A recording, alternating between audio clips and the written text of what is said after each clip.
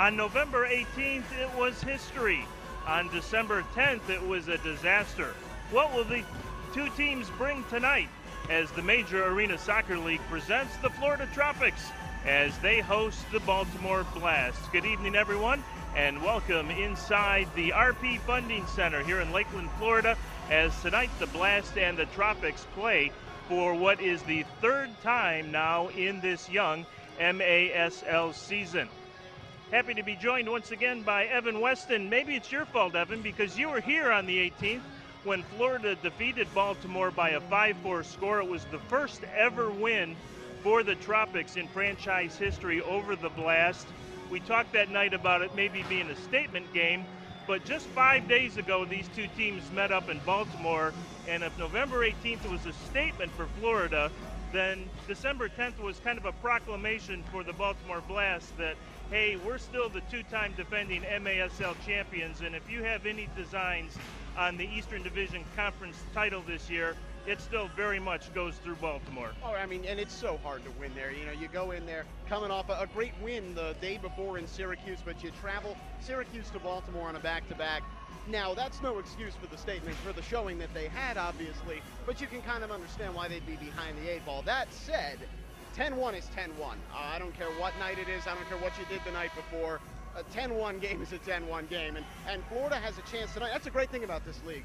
You strap your bootlaces back up and you get to play the same team again the next weekend at your house. So Florida will definitely be opening. This is a little bit more like the 18th, a little bit less like last weekend. And again, if they want to make a statement, you know, they're ahead of Harrisburg right now, but they're still chasing the Baltimore Blast. Everybody's chasing the Baltimore Blast. They want to really put Baltimore on notice this year. They're going to have to win this game tonight, or at least put up a much more forceful showing than they did last weekend. Yeah, no question, it's an important game just from the simple fact that the taillights are getting a little small from the Florida Tropics perspective as you look at the Baltimore Blast, and you really don't want them to get any smaller because once Baltimore establishes that lead in the division, they will be difficult to catch. We talked a lot about William Vanzela during that broadcast on the 18th. He was really the story on Sunday, almost getting a shutout. Believe it or not, December 10th, 2016, he shut out the Florida Tropics in Baltimore by a 7-0 score. So exactly 1 year after that shutout, he took a shutout into the fourth quarter. Richard Schlempler, and who we'll talk a lot about tonight, the new signee from Brazil for the Tropics, broke the shutout midway through the fourth quarter. But Vanzela was still the story of that game, and he's still the gold standard in the MASL right now. You look back at that game on November 18th, the winning goal by Lucas Teixeira from 55 feet out was just a perfect strike, and Vanzela did everything he could to try and get to it. It just was a perfect shot. But really, beating Vanzela, and if they can do that a little bit early tonight and maybe 3 or 4 goals in the first half, that could really set a tone. Yeah, I mean, you mentioned he's the best keeper in the league, right? I mean, this guy is an MVP caliber goalie. You know, even had an assist in that game last weekend with his feet. You get to see that in indoor soccer a little more often than you might on the bigger pitch. But yeah, I mean, Vanzela is just the class of the MASL, and he's going to make you beat him. You know, he's not going to beat himself. He's not going to make mistakes, which you see with so many younger goalkeepers, you know, where they'll you know, go the wrong way or get faked out. That doesn't happen with Vanzela. He's always very composed. He's very calm in front of net, and that's the biggest thing for a goalkeeper. You got to keep your composure, especially in this kind of environment where there's boards and the ball's going everywhere, and you got to make one decision. He keeps his composure. So the job for the Florida Tropics tonight isn't so much to rattle him, because you can't do that. It's to just put it where he can't get to it. Lucas Teixeira was able to do that last month. They're going to have to do it a few times tonight. Just a couple of minutes away from kickoff here on Soccer Night Florida. Our pregame show brought to you by Ybor Eats. They're at 17th and 5th in Ybor City. It's where the locals eat, so you know if the locals are heading there to Ybor Eats, it's the place to go. If you're looking for a sandwich or a salad, a quick meal while you're over in Ybor Eats at 17th and 5th. Happy to have them aboard as our sponsor tonight of the pregame show. Some keys tonight. One of the keys, as we just talked about, Florida's going to have to score some goals, and it might be a couple of newcomers that could do it. Richard Schlempler, who joined this team just for the 2 games last weekend from Brazil, scored 3 times. He had 2 goals in the wins last Saturday against Syracuse, which was a very good effort by the Florida Tropics. And Guilherme DeSantos, he goes by just Guilherme. He'll wear number 19. Did not score, but he had 2 assists. And I know Clay Roberts is expecting big things from both, and it really should be a boost to this Tropics offense. Oh, no question about it. And, you see, and it makes sense in Florida, you'd have such great Brazilian talent on this roster just all the way down. And Schlemper and Guilherme, 2 more great additions. Schlemper, they call him Batata. He's a phenomenal player, just a lot of fun to watch, really explosive athlete. And then Guilherme, again, someone who's going to create, but don't sleep on his scoring ability. He can put him in the back of the net, too. 2 guys that Vanzela didn't have to see last month here in Florida. He'll get another good look at them after he did last weekend. One other important lineup note to mention here, Mauricio Salas for the Tropics is not in the lineup tonight. This is the first time in 7 starts that he will not dress. Not a serious injury. He has a bit of a groin tweak. It happened on the trip last weekend, actually during the game in Baltimore. Talked to Coach Clay Roberts a little bit about it before the game, and Mauricio as well. They both said if they absolutely had to play him, they could, but they really would like to make sure he's as healthy as possible for the Harrisburg Heat Showdown, which comes here a week from tomorrow on Saturday, December 23rd, as the Tropics and Heat will meet for the first time. The Blast and the Tropics meeting for the 3rd time tonight. Some final thoughts, Evan, as we get ready for kickoff. Yeah, I mean, this is, the rubber match so far through this season. I don't think it's the last time, not even close to the last time we're going to see these 2 teams together, if their rivalry so far has been any indication. But again, look for the Tropics early in this game to come out with a lot of energy. You don't like getting embarrassed 10-1. I don't care who it is. It can be the defending champions. It can be the bottom of the table. You don't lose 10-1 and then come out flat the next night, especially here at home. That's going to be a big, big key for the Tropics. What's their energy level early in this match? Yeah, very much agree. I think you'll see a lot of tight marking, a lot of challenges on 50-50 balls, and a lot of energy from the Tropics early on. Maicon Franca is the man replacing Mauricio Salas in the lineup, and Maicon, he's the smallest player on the field at 5'3", but he brings more energy than just about anybody on the Tropics roster, and that should be an important factor. So, kickoff will be coming up in just a couple of minutes. We thank you for joining us on the Ybor Eats Soccer Night in Florida pregame show. We will have kickoff between the Baltimore Blast and the Florida Tropics in just a moment.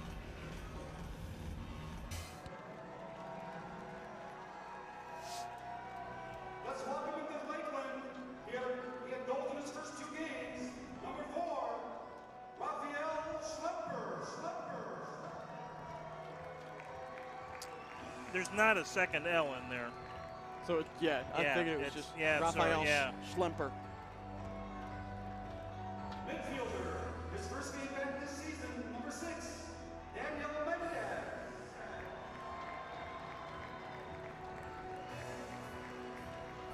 Midfielder, number 7, Victor Perez.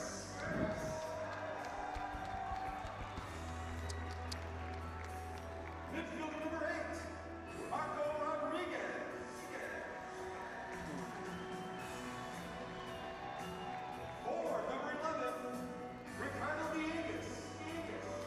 Were they supposed to announce the car?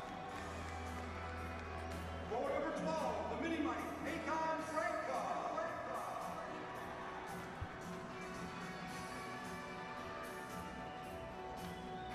Defender number 19, welcome him to Lakeland also, Guilherme dos Santos.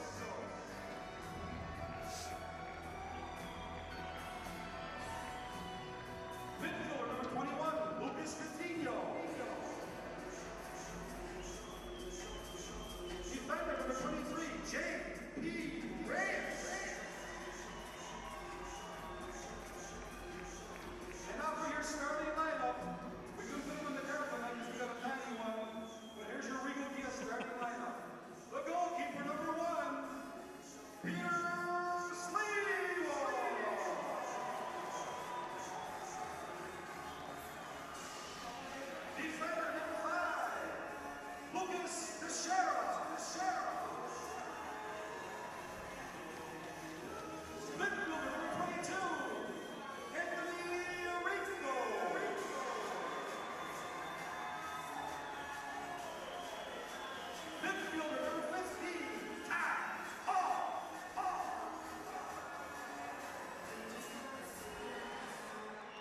defender for 90, Lucas Montelaris. Head forward, your captain and assistant coach, number 10, Freddie Moore.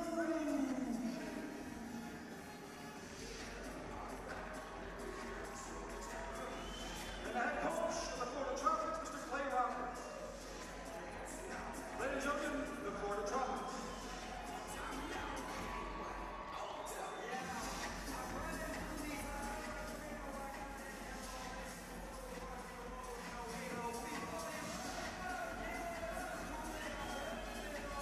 At this moment, we ask you to please rise as we honor America and celebrate its freedoms and those who protect them.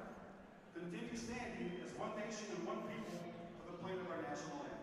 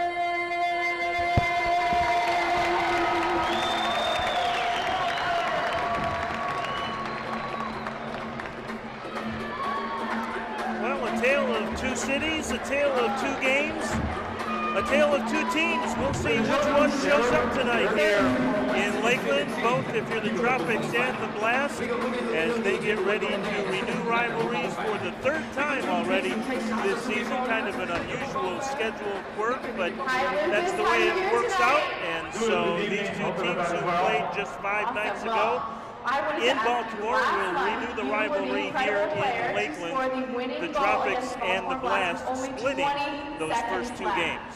Let's go down to the field for this interview. It was a great game. I think I had a great shot, but I think tonight's going to be an excellent game, and we are excited about it. Awesome, that was incredible. And of course, everyone wants to know, how do you and the team plan to beat the Baltimore Blast tonight? Yeah, I think it's going to be an awesome game, and the matchup is tight, so I hope we win this night. Thank you so much, Lucas. Give it up for Lucas Teixeira. Well, he was the hero from just a couple of weeks ago, as he got the game winner on that 5-4 decision that the Tropics took. Kind of a historic moment in the very young franchise history for Florida, their first ever win over the 2-time defending MASL champions. As we mentioned, if you missed the pregame show brought to you by Ivor Eats, no Mauricio Salas tonight. He is sidelined with a bit of a groin injury. Nothing real serious, nothing dramatic. He was, in fact, on the bike down in the hallway before the game, keeping it loose. Both he and Coach Clay Roberts indicated that he could, in fact, play tonight if they really needed him, but they would like to keep him healthy for the arrival next Saturday, the 23rd, when Harrisburg comes to town the truth of the matter is Baltimore is probably going to take one of the two playoff spots up for grabs in the Eastern Division this year. And that second playoff spot is going to be a battle of really probably between Florida, Harrisburg, and Syracuse. So as much as you would like to win this game tonight and certainly beat the Blast, you really, really need to take care of business against Harrisburg and Syracuse in particular. Clay Roberts knows that, and that is why Mauricio Salas is not playing tonight. Probably, Evan, a pretty smart decision. Joined by Evan Weston. He's the radio voice of the Orlando City Lions, just off to our east up I-4. And we thank Evan for making the, well, it's not always a quick trip down here to Lakeland, but the trip nonetheless. And, you know, you talk about these two teams and the playoff situation. It seems kind of silly to talk playoffs. We're only a third of the way into the regular season, but it's only a 22-game regular season. And the fact of the matter is Baltimore is probably going to have one of those spots. Well, you listen now, you know, the divisional games are so important. Every single one of them from the very beginning of the season to the very end. And yes, you look at this Baltimore team, they do appear to be the strongest. But you know what? Winning this game and going to 2-0 against the defending champs at home is a big, big deal for Florida if they can pull this off. So it's not just, well, it'd be nice to get this one, but it would really lift spirits. And the more results you can get against Baltimore, the more room you have to maybe slip up against a Harrisburg or a Syracuse. If it does happen, you get into a tough back-to-back road game. Perhaps as I know they have that situation against Harrisburg later this year. Absolutely. So if you know you're looking for more margin for error, your home games where you can take care of business, doesn't matter who you play, is a big, big deal. Baltimore comes in 5-1. Their only loss this season was that 5-4 decision here in Lakeland. And quickly they're on the attack, and one skittered right across the box by Tony Donatelli, but nobody back post. Here's a shot and a good foot save as Vinny Tantas let it go. So Baltimore with some quick pressure right out of the gate here. Danta's such a talented player, tied with Tony Donatelli for the team lead in goals, and he can take him from just about anywhere back against the red line, and not at a great angle, and he put on a really accurate shot. Sliwa, though, with a good view of it and able to make a nice save. There may not be a goaltender in the league that's better with his feet than Peter Sliwa. He is tremendous with the ball and making saves both with his feet, as we saw right there. Here's Pereira with it. Stolen, and a whistle and a foul as Pereira is taken down by Schlemper, number 4. As we said, new to Tropics fans, and perhaps an early Christmas present for the franchise. He had 3 goals in his debut weekend on the road last weekend, and Clay Roberts is expecting very much that both he and Guilherme dos Santos, who wears number 19, we'll see him in just a bit, goes just by Guilherme, both will have a pretty big impact on this club. They are looking for some offensive capability, and they think both Schlemper and Guilherme will be able to provide it. Guilherme did not score last weekend, but had 2 assists. Tropics really like how balanced they are offensively, and Schlemper and Guilherme only add to that. Especially Schlemper, such an explosive player. He can really get up and down the floor very quickly, and he's a guy who can come out of that central spot or out on the right wing to make you pay from anywhere on the floor. Here's a takeaway and a chance on a counter for the Tropics. Pereira's with it, gives it back on top, who's looking for Monaleras, and it's intercepted, and Baltimore's going to have a 2-on-1. Here come the Blast, scoring shot, goes wide. Looked for Mello on the rebound, but the ball was too far away from Mello to get it, and a good break for the Tropics. It's a good challenge by Sliwa to come out of net, but I want to go back to the turnover off that counter. That was a slow, kind of lazy pass back from the Tropics. You can't make those kinds of back passes against the Blast. They're so fundamentally sound. They're going to be in the right position, and they're going to make you pay with good chances like that one. And Sliwa was there to bail them out a lot last month in that 5-4 win. They can't be counting on that all night tonight. So Baltimore clearly with the early pressure here, less than 2 minutes in, and several good scoring opportunities. Mello will be the trigger man here on the restart. But the Tropics will pick up possession in the neutral zone. Pereira's with it, and he'll play it back to Marco Rodriguez, and now back to Sliwa as Pat Healy puts on pressure. Check that, it's Lucas Roque, number 8. Healy, the veteran defender, number 9. See plenty of him tonight, to be sure. Phenomenal defender, 2-time league defender of the year. And for Vanzela to have Healy in front of him is just such a huge advantage. And it's part of the reason why the Blast are two-time defending champs.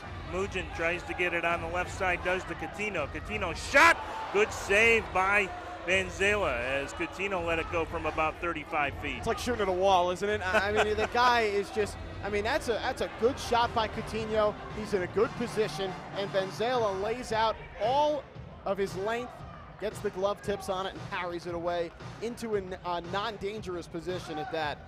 Just tremendous fundamental goalkeeping. Sliwa with it at his own red line. As we said, Vanzela within about 7 or 8 minutes of a shutout Sunday. Here's Guilherme out on the floor for the first time, but now it's Coutinho again with a shot, and again Vanzela. That time, actually, it was Anthony Arico with the shot, and it was a fairly easy save for Vanzela. Intercept by Dieguez. Brings it into the Baltimore zone, trying to keep it alive. Can't do it. I like that there from Ricardo, though. You know, show a little energy. Baltimore had one of those slower back passes there, kind of drifted out into the open field. You got to make this team pay for that. When they're on the road, and again, you mentioned it to me before the game, this is their second road game. The first one was the one they lost here last month. So, you know, they've had an advantageous schedule to start the year. They've been able to get comfortable at home. You got to take them out of that comfort zone. Hoxie picks it up in the right corner. Leaves it off there for Donatelli. Gets it out to DeSantos. Feeds it all the way down to Santana. Back on top now for Peruzzi. Daniel Peruzzi had a goal, of course, just about who didn't Sunday for the Blast. This is good from the Tropics. They're staying composed. Hoxie with it, and it goes off Ty Hall over the boards and out of play. Another game that is of big interest to both these teams tonight underway in Harrisburg. And the Heat hosting the Syracuse Silver Knights at the State Farm Show Arena, so we'll keep an eye on that one. Here's the restart. Fairly harmless as it skitters through the box, and Freddie Mugin picks it up, being pressured by Santana. And Florida will clear the zone. Mugin will look to pick it up. Tries to play it off the boards and can't quite out-battle Peruzzi for it. On the right side to Donatelli. He's watched by Schlemper. Schlemper and Guilherme out there for the first time together. Tropics have given away a lot more possession so far tonight than they did back in November. They were much more aggressive in terms of possessing the ball. Tonight they've been willing to absorb a little bit more pressure, try to get out on the counter. Bit of a surprising start. I thought that Clay Roberts would want his team to be a little bit more aggressive in the early going, but they've sat back and played more of a defensive style through the first 5 minutes. Here's Dieguez, good play by Dieguez to make sure Pat Healy didn't create the turnover in a bad spot. Dangerous, to be sure. Sliwa will play it up on the right side to the veteran J.P. Reyes. Your goalkeeper, distribution is not a small part of the game. Got to be very careful with where you put those slower, shorter passes. Deep ball on the right side to Mugin. He'll play it back on top to Lucas Coutinho, who spent his summer with the New York Cosmos of the North American Soccer League. Good to have him back in the lineup. Missed that game against Syracuse. He was away on a trial for an outdoor team, but back here with the Tropics, and they could certainly use his 1v1 skills on offense. Probably had the best chance of the game, did Coutinho. Was well saved by Vanzela. Teixeira plays it over to Reyes and right back to Teixeira. I love this Baltimore defense. They are just so fundamentally sound. They don't make any mistakes in terms of their movement. They're beautifully organized. Everybody moving as one unit. Had a car accident or have a personal injury? Then look to Brooks. Our official injury attorneys. Go to brookslawgroup.com or call 1-800-LAW-3030. That's 1-800-LAW-3030. And Zela drifts out of the box and knocks it back out to the midfield circle. Here's Teixeira with a long shot. That's well wide. That was about 20 or 25 feet farther out than he had the game winner a few weeks ago. But he is one to tee it up from distance, no question. Arico over to Ty Hall. This is good for Florida to have a little bit of possession here, find their way into the game after playing defense for the first 5 minutes. But they have to be a little bit more creative in the midfield, see if they can get something a little bit closer to net. Cleared out of play inadvertently by the Tropics, so Baltimore will go for a wholesale change here with 8:04 to go in the first quarter. No score still. Really just one decent opportunity on Vanzela so far. Couple on Sliwa, but both goaltenders have been equal to the task. Here's the header that Sliwa will have trouble with, and on the miscue, Jamie Thomas knocks it in. Now, you don't see Sliwa make that kind of a miss. Vanzela so far, couple on Sliwa, but both goaltenders have been equal to the task. Here's the header that Sliwa will have trouble with, and on the miscue, Jamie Thomas knocks it in. Well, the space between the board and the crossbar, and that ball was never really in a position for Sliwa to touch it. I guess the only thing he could have done was wait to play That's exactly right. Off the back of the board. That's exactly. Had he had a chance to do it over, he thought he was going to be able to catch it on the fly, if you will, and it was just a little high. And it stayed in play, and Thomas was right there to clean up the rebound. Yeah, Thomas won't get many more easier goals than that in his MASL career. No, just an unfortunate play, if you will. And the kind of goal you hate to give up at home. Just a team that, you know, they're a dominant force. They know how to win. They get a goal like that early in the game on the road. That is a big moment, and we'll see. You know, the next few minutes are going to be crucial to see how the Tropics respond.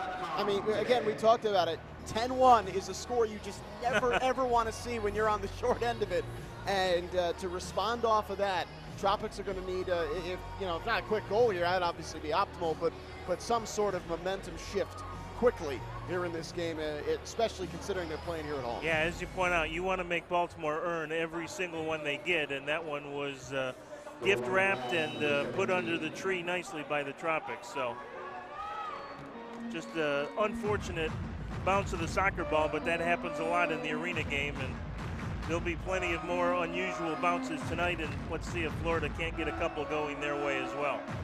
Here's Maicon Franca back into the lineup tonight. As we said, Mauricio Salas out. Dieguez tries to step up. Coutinho battles and then loses. Baltimore will control. This is De Oliveira. Dieguez with a little pressure, but Dos Santos and Vanzela not having any trouble moving it out into the neutral zone. Vanzela will look into the Tropics and he'll take it over the midfield stripe. Now he'll play it through to Dantas.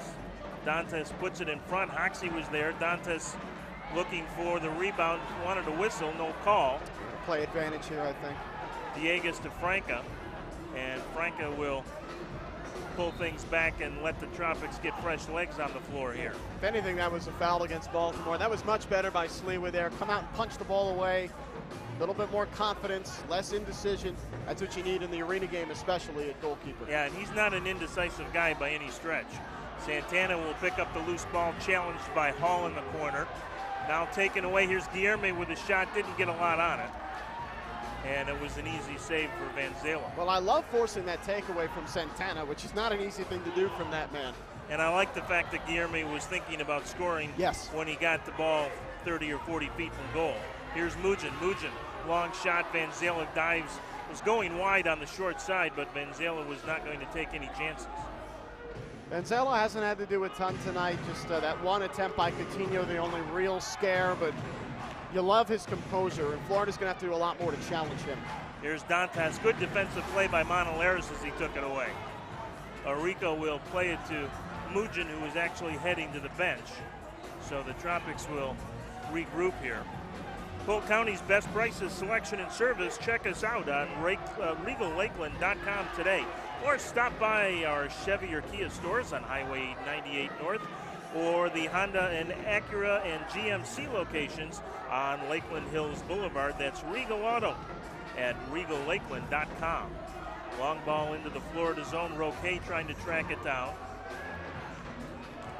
Good play by the Tropics to keep it alive. That was Guilherme who temporarily got it back out to the midfield circle. A long shot teed up by Pereira goes well wide, and it'll be a goal kick for Florida. Pereira's got to pass that ball. He's got a man in the box. Not a great opportunity. He was covered, but he's got to find a way to get it to Roque there. Just a really tough angle to score from. Herrera should do a little bit better with that one. As we mentioned, Donatelli, the leading goal scorer for the Blast, actually tied with Vinny Dantas. They each have 8 goals, but Donatelli, the team leader in points with 15, with his 7 assists. He's in the top 10 in the league, both categories. Yep. I think will probably remain that way. Yeah, pretty good bet. Yes.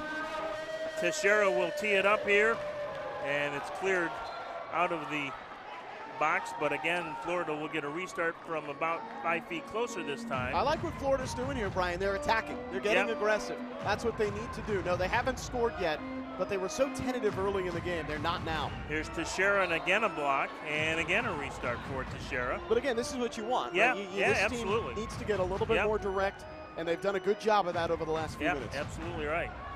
Teixeira arguing for a little more room. I think he's finally going to get it this time. So a third time, and again it's deflected, and Baltimore will control it here.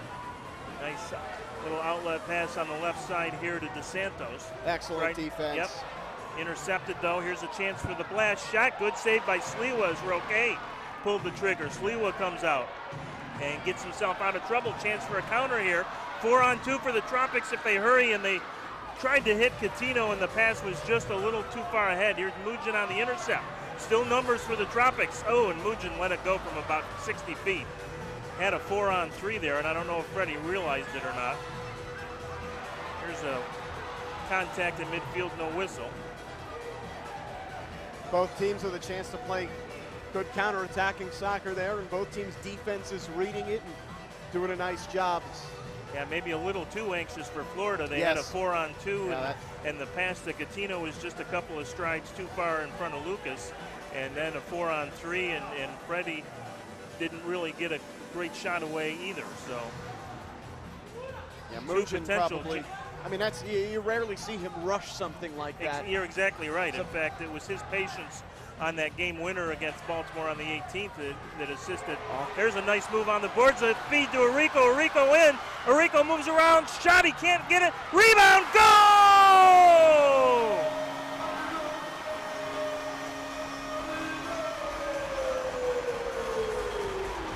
Ricardo Dieguez cleans up the shot from Anthony Arrico, and we're tied at 1. Good counterattack. We meant more on the 18th that assisted. There's a nice move on the boards. A feed to Arrico. Arrico in. Arrico moves around. Shot. He can't get it. Rebound. Goal! Pick up the loose ball in the box and bang it home. And it all started with Dieguez's move on the boards, just beautifully playing it off the board, past his man. That opened up the defense, and then Arrico losing his man opens himself up. Benzela forced to come out of net, and at that point, even if Arrico didn't put it on, that was all she wrote. Oh dear. And about 5 seconds after that, Baltimore has just taken a 2-1 lead. Tony Donatelli. The clock did not even start. There were a few seconds that elapsed, but not many. Benzela forced to come out of net, and at that point, even if Arrico didn't put it on, that was all she wrote. Oh dear. And about 5 seconds after that, Baltimore has just taken a 2-1 lead. Tony Donatelli. That didn't get a chance to talk really in the pregame show about it, but that one of the things that the Tropics haven't done very well is pick up some of the top scorers. You look at this team, Baltimore in that game Friday. I mean, Tony Donatelli, you got to know where he is on the floor. Donatelli had 5 points of that game. He had 2 goals and 3 assists, so half the goals came either as a result of a direct shot or an assist from Donatelli. You go back to the Syracuse game, Canardo Forbes, arguably their best player, scored 3 straight in the second quarter, and that's been a problem. Here's a takeaway. Dieguez gets it back. Shot, goal!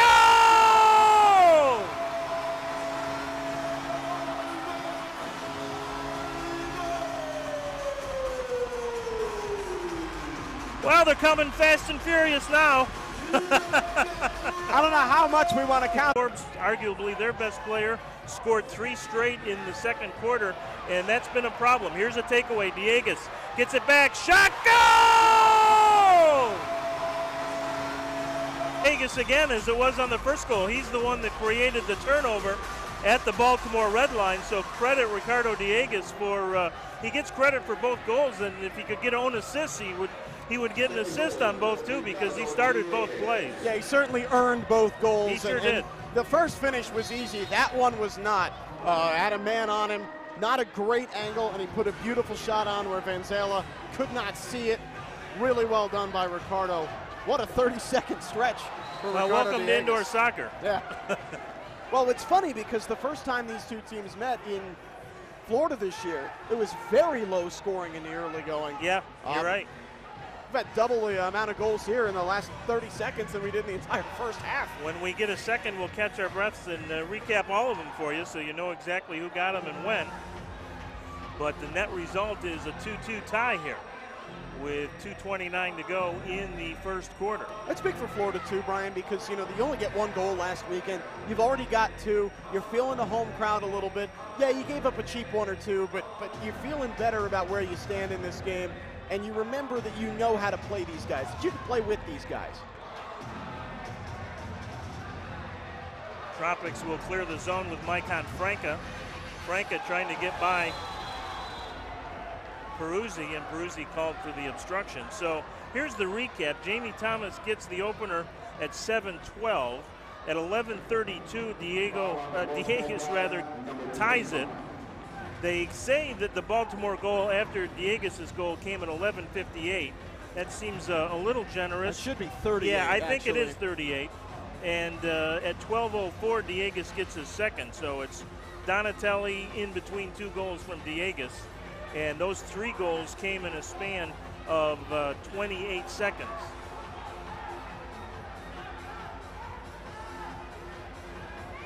Catch your breath time here in Lakeland. And the Blast will do just that as they slow things down here with 1:30 to go. Have an advertisement to read? Yeah, right? He's trying to regroup a little bit? Yeah, absolutely.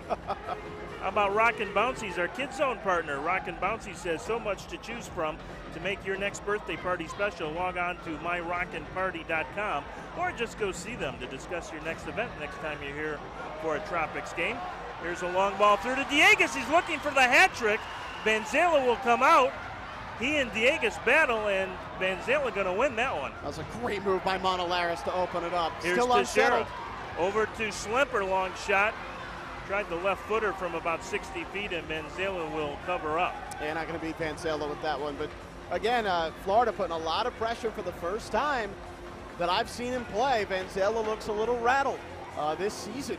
Just a really nice job by Florida to apply some pressure. Every time Florida gets the ball back, the crowd kind of moves to the edge of their seats. That certainly wasn't happening for them last weekend. Yeah, definitely like the attack mode that Tropics have shown here in the first quarter, that they're not going to be intimidated and willing to go toe-to-toe here with the Blast. I'm not sure you want to get into a total shootout with them, but you don't want to back down either. What's interesting is they weren't looking for a shootout early. The first 5 minutes of the game or so, they were absorbing a lot of pressure. That has changed demonstrably later on in the quarter. Baltimore looking for one last thrust here. Hoxie can't get it. Cleared by Teixeira. Still loose at midfield. Time running down. I don't think the Tropics Schlemper as he tried to take it away from DeSantos, but couldn't do it. But a pretty entertaining first 15 minutes here in Lakeland as Baltimore takes leads of 1-0 and 2-1, and the Tropics, Ricardo Dieguez, has the equalizer both times. Visit Sonny's Barbecue on 98 North or South Florida Avenue in Lakeland for the best barbecue experience you could ever want. Whether it is a quick lunch or a family meal, you'll leave happy and full. The EA Smiles fan cam tonight. That is the voice you heard of Sarah Zhang, our on-field reporter, Miss Florida 2017. Delighted to have her back on Sykes Field here tonight.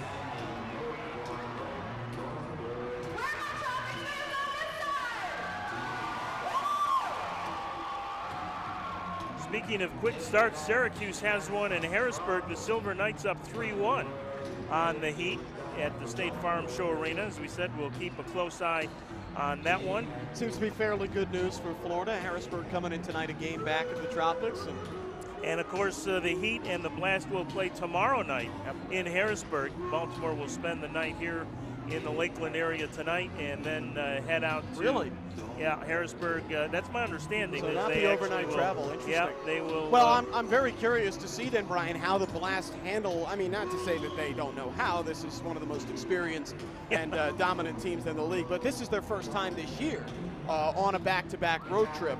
This is the first of 4 away from home for Baltimore. So. It is, and those back-to-backs are something that teams in the MASL are going to have to contend with. We touched upon it a little bit in the pregame. Florida has 6 of them this year, and in fact, you look at that February and March schedule, the last 3 weekends are all back-to-back games for the Tropics, 4 of them, the last 4 on the road.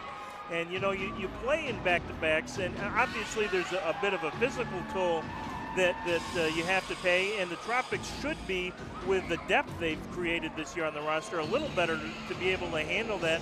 So the reality is it almost becomes more of a mental challenge than a physical one, and the team that is mentally stronger for that second game in 2 nights is the one that really may have the advantage. I think it's certainly both.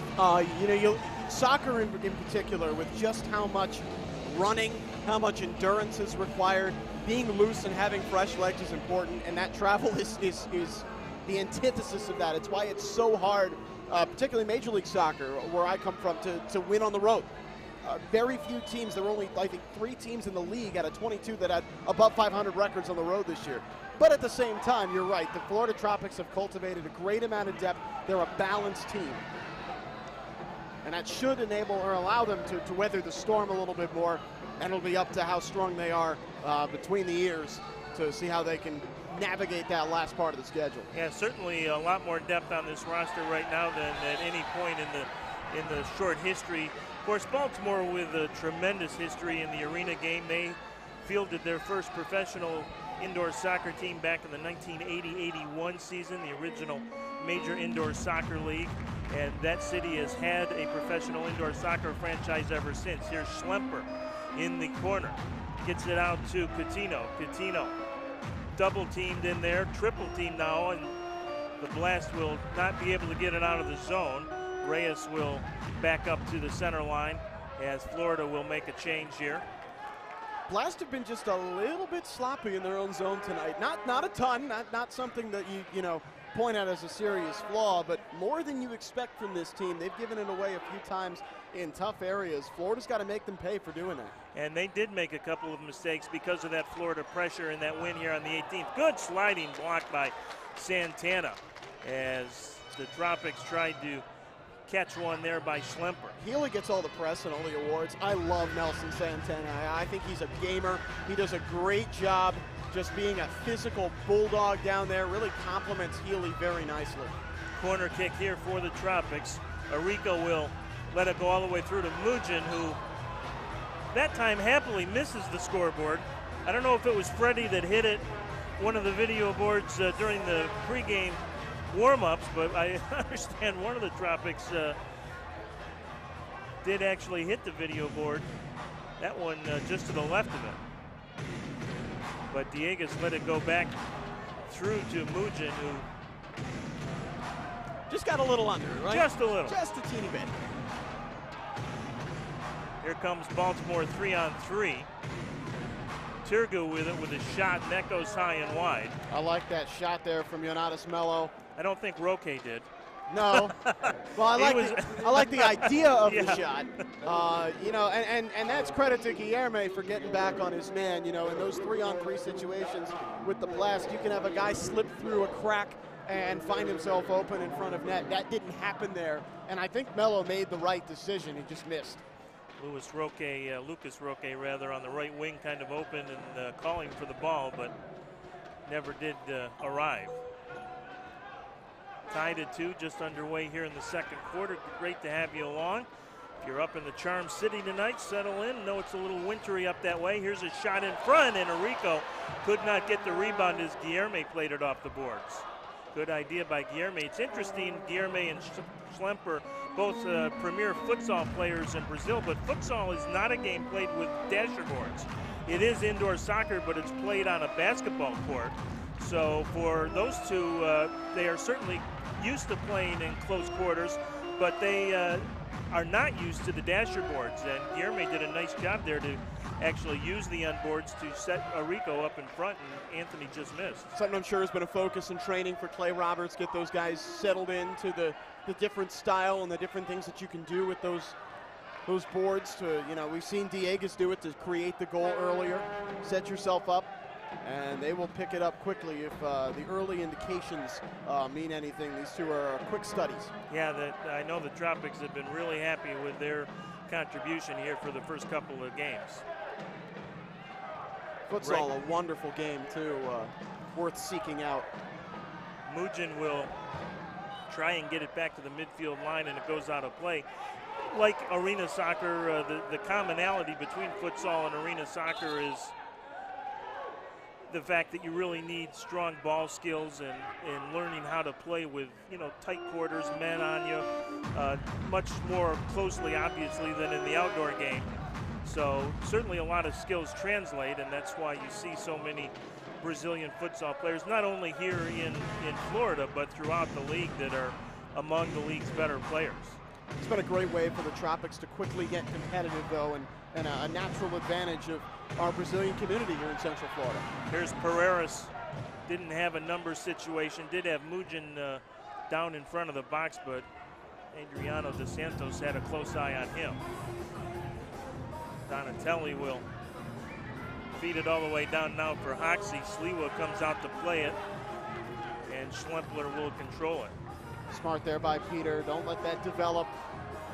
Nice little move by Monolaris to get by Peruzzi. Shot from Monolaris, and again, Vanzela had to be quick. Here's a quick restart, and almost caught the blast flat-footed as Hoxie is knocked down, a whistle and a foul. Crowd not happy with that call. Not a ton there. Yeah, there wasn't a lot of contact. Not a ton there. I do think, they were getting to Sheriff for the hand on the back. It's like a hand check in basketball. Sometimes but you'll see that, but yeah, it's a bit of a soft call, I think. Well, at 6'4", when Hoxie goes down, you don't miss it either. So Donatelli not happy with some touching from outside, but I think he was in the wrong there. Should be Florida ball. Tropics will get a restart here, right near the midfield line. Teixeira will play it across the floor to J.P. Reyes and right back to Teixeira. Score big with a job at Sykes Lakeland. Sykes teaches you important skills that follow you wherever life takes you. Sykes also offers paid training, tuition reimbursement, and a 401k. Kickstart your future goals and get in on the fun today. Apply online at sykes.com/jobs. Of course, we play at Sykes Field. Here's Sliwa into the zone. Look out, he's out of goal. Hoxie with it. Sliwa will try and run a little interference, and he is able to at least get it knocked back to the defense, where the Tropics are able to get out of trouble as Lucas Monolaris was playing goal there a little bit for his teammate Peter Sliwa. Yeah, Sliwa trying to play forward there, and it nearly cost him, but he tried to score in Baltimore late in that fourth quarter on that short field. Actually got a pretty good shot away. Well, late in the game is one thing. Yeah, right. Two early in the second true. quarter at home is another.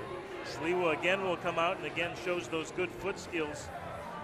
Feeds a long ball down to Freddie, Tropics captain, leading point getter. Had 2 goals in the win here in November.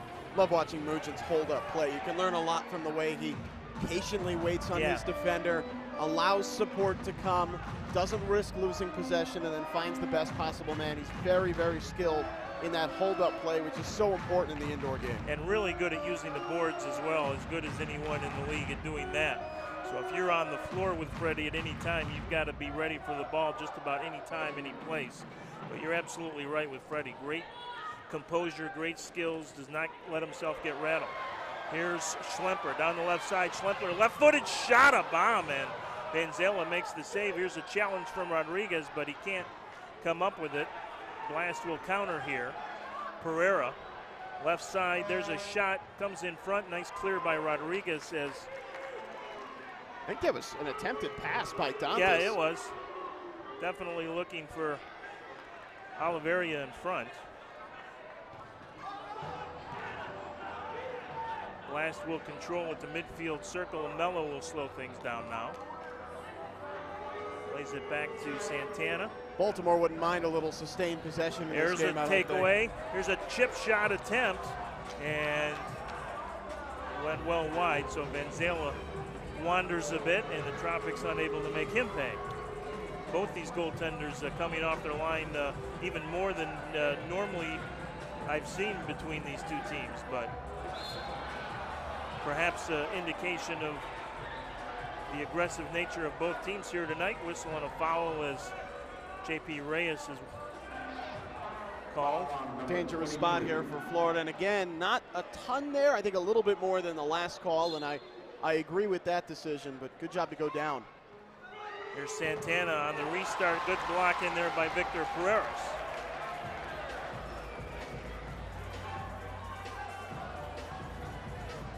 Haven't seen much of Victor tonight. He's been a little bit quiet. Did a nice job there. He was a little quiet last weekend against Baltimore, too, after the hat trick versus Syracuse. Takeaway for the Blast into Florida end. Shot off the crossbar. Sliwa fortunate there. A dangerous giveaway, and Thomas nearly bagging his second. Not a really easy angle to take that shot, and put a really good take on net. There's a shot, good save, and a rebound in front and a goal. Pereras could not get to the rebound in time. And the Blast able to take it on net. There's a shot, good save, and a rebound in front and a goal. Pereras could not get to the rebound in time. And then hits Pereras and lands right in the lap of Roque, who's able to pocket it no problem. And Pereras, you want him just a little bit farther away from net there. He wants to give his goalkeeper a little bit of space to make the play. He's not in a position to deflect, so he's got to get out of there, and he ends up dropping the ball right to Lucas Roque for the easy tap-in. That's 3 goals for the Blast tonight, and you can argue all of them came a little bit cheaply. Yeah. You've got to, you look at that scoreboard if you're Baltimore and think, well, we're pretty fortunate to be in the lead here.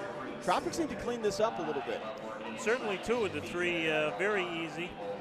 And the third one, you're right, you could almost put in that category as well. So let's see what the Tropics can counter with here over the final part of the second quarter. Lanier Upshaw has a passion for embracing the upside of risk to elevate results.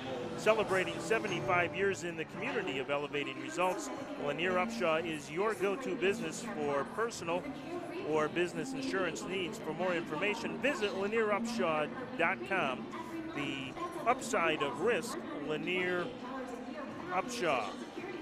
Want to make a special shout out to a couple of Tropics fans tonight. Tropics General Manager Andrew Ross sending his best wishes to his mother Maxine and girlfriend Kimberly, wishing them a happy Hanukkah. Couldn't make it tonight because they've got to watch the puppy.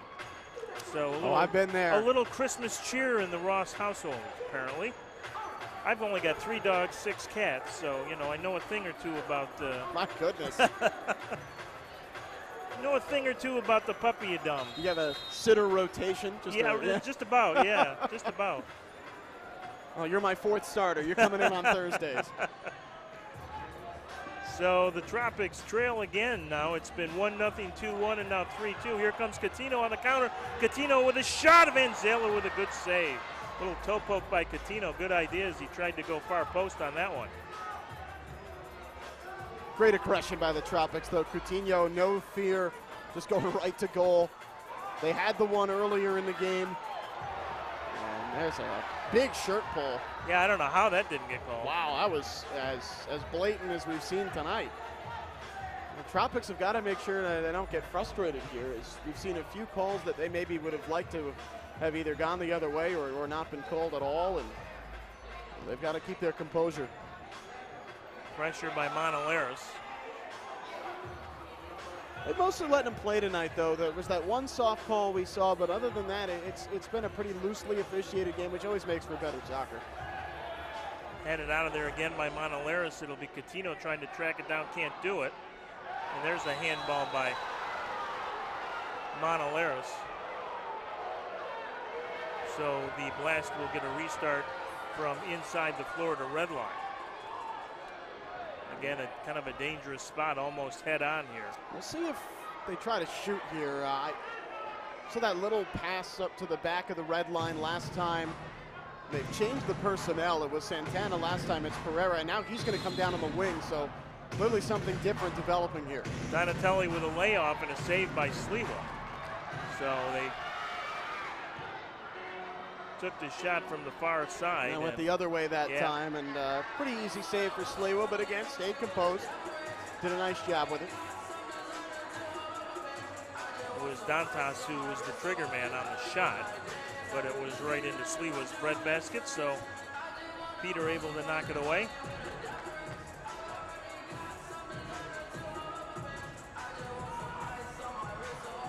Mugin will challenge Pat Healy here.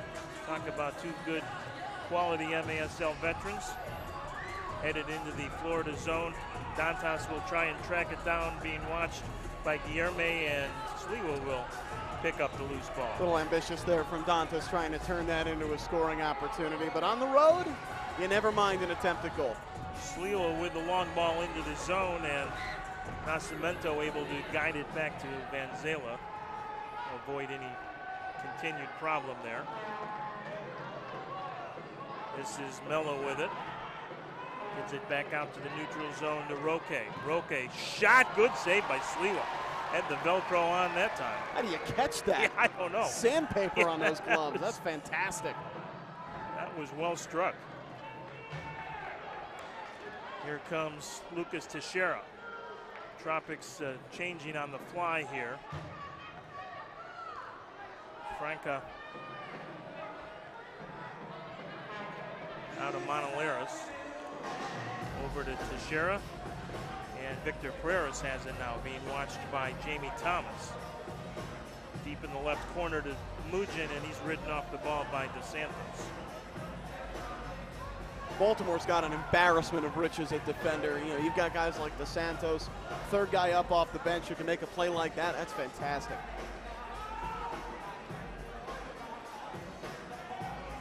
Into the Florida zone, Andrew Hoxie with it, gets by his man. Hoxie still with it, dribbles in front, still loose in there, and it finally cleared off the line. Good play by Montoleras. Again, playing goaltender for Peter Sliwa as that ball pinballed around the box and almost found the back of the net. Yeah, Hoxie with some Great, fantastic footwork there. Terrific Just had effort. one guy to beat. Montoleras stayed very, very composed and just kind of casually poked it away. Peruzzi gets by Pereiras with the shot. Leg saved by Sliwa, but the blast will control here. They've suddenly taken a little bit of play away from the Tropics over the last 3 or 4 minutes. Certainly have, and that's, you know, when you concede the way that the Tropics did earlier in the quarter, that's not what you want to have happen. Hoxie with it again. Baltimore starting to play their game. Donatelli trying to make something happen in the corner in front. Hoxie with a shot, and that never got through. I think it may have been Montoleras again who got it. Montoleras looking a little frustrated with his fellow members of the back line there. He's bailed him out a couple of times over the last minute or so. Sure has. Here comes a restart now for Baltimore from the top of the arc. So again, Baltimore will keep the pressure on. And this is always a scary spot to defend from, sure because is. you can do so much with this. You have to put up a wall, but there's so many opportunities on the flanks. There's a shot, never got through the wall. Good job by the Tropics to hold the three-man front. Diegues with a challenge, but can't get it now. Here's Pereiras, feeds it ahead to Diegues. Diegues moving in. Diegues shot, and Van Zela came out to cut down the angle and make the save. He's so good, Brian. He's so composed. Look how calm he was one-on-one with the keeper. You'll see guys that'll come out too quickly. They'll try to challenge the ball. They'll get chipped, or they'll stay back and you'll drive it by him. He has that perfect feel for where the middle ground is, waiting at the perfect spot, staying on his line and making a great save. Yeah, that is just quality goalkeeping. Yeah, it sure was. Not far enough out to chip, and I think that was probably Diegues' first thought. Yeah, I absolutely agree that he was going to go for that. When he didn't have that, he was in far enough that Van Zela was able to cut down the angle enough to make what really turned out to be an easy save, but it was a great save. Made himself big. Yeah, he didn't freak out. Right, the save itself looked easy, but that's developed from what he did going up to it. That's exactly right. Donatelli will get the restart here for Baltimore. I think it was touched by one of the fans as came up near the top of the dasher boards. Here's a long shot by Mello, and that goes into the crowd. Something I want to mention in Florida's favor so far tonight, they've defended set pieces really well. We haven't had a moment where, outside of the last couple of minutes where Montoleros made a couple of stops, Baltimore's had a lot of set pieces inside the Florida zone tonight, and they have not threatened all that much. And again, all three of the Blast goals, you can make a case where Florida can get them back. There's not one of the, whereas both Florida goals were just great football by the offensive team. So, Florida can sit here and say, based on the way this game has gone, we really shouldn't be down here. There's no reason for them to get dejected at all. Hey fans, the Florida Tropics have teamed up with Comprehensive Roofing, and they're giving away a brand new roof for your home. Comprehensive Roofing, for all your roofing needs and quality you can count on. Call them at 863-210-5583. Enter to win a new roof. It's free.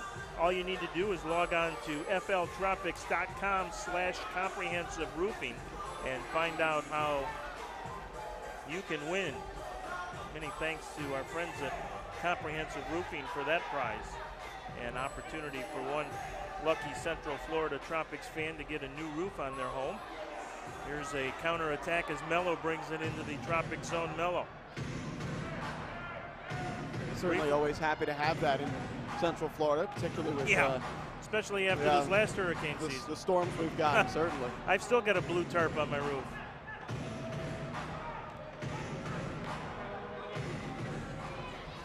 Here's Donatelli, leaves it for Peruzzi.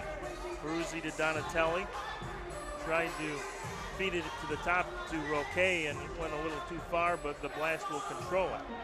3-2 Baltimore. They've got the only goal here of the second quarter, a whistle, and we've got a blue card for something, and I don't have any idea what. It was the official far away from the play that gave it, and it may be against DeSantos. I don't know. He's upset. It may be against. This is going against Florida. I guess it is, and maybe DeSantos was the one that was offended. Anthony Arrico is the guilty party, and he is going to head to the box on a penalty that I do not know what it was for, to be perfectly honest. Well, they were tangled up a little bit, but again, were his studs up? That's the one thing I can think of. I don't know. We didn't really get a great look at it. We did not. It was kind of away from the play. So Anthony Arrico, who is the Florida Tropics leader in penalty minutes, just added to that total and maybe bought himself a one-game suspension with that. He's close to the accumulation of points, a shot and a goal from deep in the right corner. Beautiful strike there from Roque.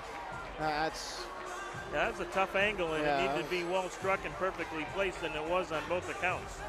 Yeah, they were a man up, but that one wasn't cheap. No. That was an outstanding strike Yeah. By Roque. Again, when you come in from the side, you've really got to play the ball to the post. Roque did a great job of that. Top left corner, absolutely nothing Peter Sleewer can do about that. And, I'm sure we'll hear from Arrico after the game about whether or not he felt that that penalty was deserved. I'm sure he didn't think so. Yeah, I was going to say, I'm sure he did. But we can see if we can get another look at that later on. Yeah, by the way, the official call was pushing. So I don't know. Had to be a pretty good push to draw a blue card.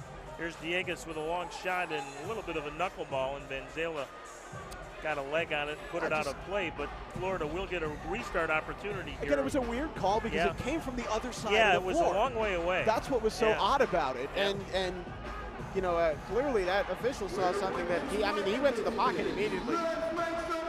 So there's a shot by Montoleros, and it's deflected. No, it's not apparently deflected. Montoleros thought it was. Boy, that was in. I think they're going to say it was after all. Apparently they are going to change the call. And I think it was there because that was really well-designed play. Great ball by Arrico to get through everybody. Montoleros had tons of space to shoot that. Here's a corner kick. Mugin plays it in front, was looking for Maicon Franca. Couldn't get it. kept in there by Monaleris. Mujin with some pressure on Hoxie. It's only a few teams in the outdoor game, Brian, that can counter effectively off a corner kick. In the indoor game, it is something you have to legitimately game plan for. Florida did a nice job to short circuit it there, but Baltimore so dangerous in those situations. Here's Guilherme with it. Long shot, never got through.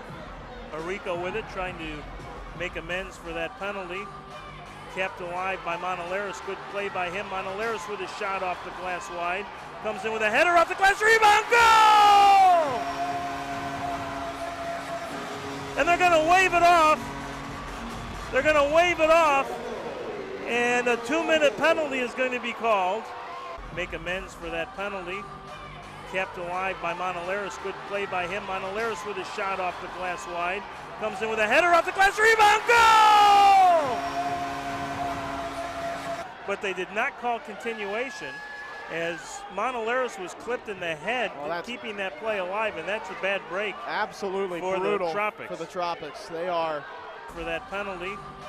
Kept alive by Monaleris. Good play by him. Monaleris with a shot off the glass wide. Comes in with a header off the glass. Rebound. Goal! John Mello is going to get the gate. But the Tropics get one taken off the board here, and what a big one that would have been. That is with a just horrible break. 22 seconds to go in the half. That would have brought them within the one. And the Tropics, Clay Roberts wants an explanation. Mello will happily, and Clay Roberts is saying what we're saying. That has to be allowed to continue. Absolutely. When you have possession like that, if it's just an official, you have to stay composed and allow advantage. You have to allow the team possessing the ball. If they are the team wronged, they have to be able to continue to play. That should absolutely be a goal for Florida. Have to agree with you on that, but it won't stand. So the Tropics have 22 seconds with a man advantage here to perhaps get that one back on the board. Freddie Mujin will restart just a two-man wall here. That could be a little dangerous. Mujin with a shot. Oh, and it just did catch a piece of the wall, and it went just wide. It got Van Zala, actually. Got through the wall, and then Van Zala with his right leg was able to clip it off. Just a piece. Here's Pereira's long shot, deflected. Never got through. Mujin battling in the corner, tries to get it in front.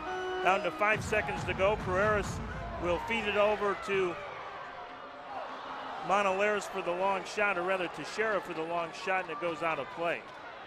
So Baltimore will indeed go to intermission with a 4-2 lead. Most unfortunate for Florida. It's been an unfortunate half for Florida. It has. It really has. 3 of the 4 goals for Baltimore coming in pretty bizarre situations, and the 4th came on a penalty that we weren't sure about, and then they get a great goal waved off for something when they were the party wronged. Yeah. Just a very bizarre quarter, Brian, and a weird half for the Florida Tropics, and one that, you know, they can say, well, we're down 2, we shouldn't be, but at the same time, Florida played right there with Baltimore, and then this game is not nearly over. I feel like we've got another classic brewing between these two. Well, we could very well, and we'll have 30 minutes to find out, but the Tropics will definitely have to do some regrouping here at intermission. We'll hope to have a word or two with Clay Roberts if he's willing to share his thoughts after what, as you point out, was a very, very frustrating first 30 minutes in a lot of ways.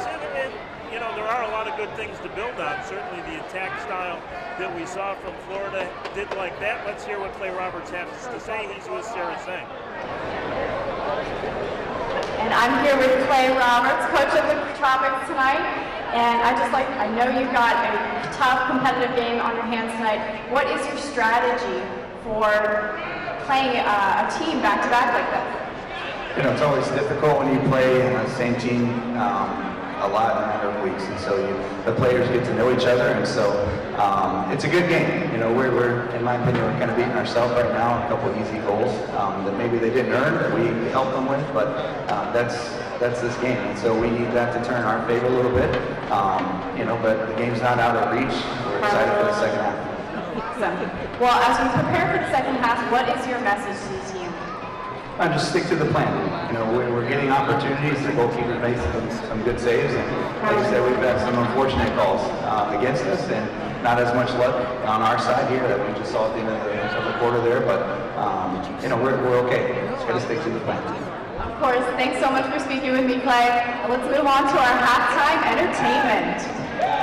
All right, ladies and gentlemen, here we go. Make some noise for the Lady Tropics Dance Team.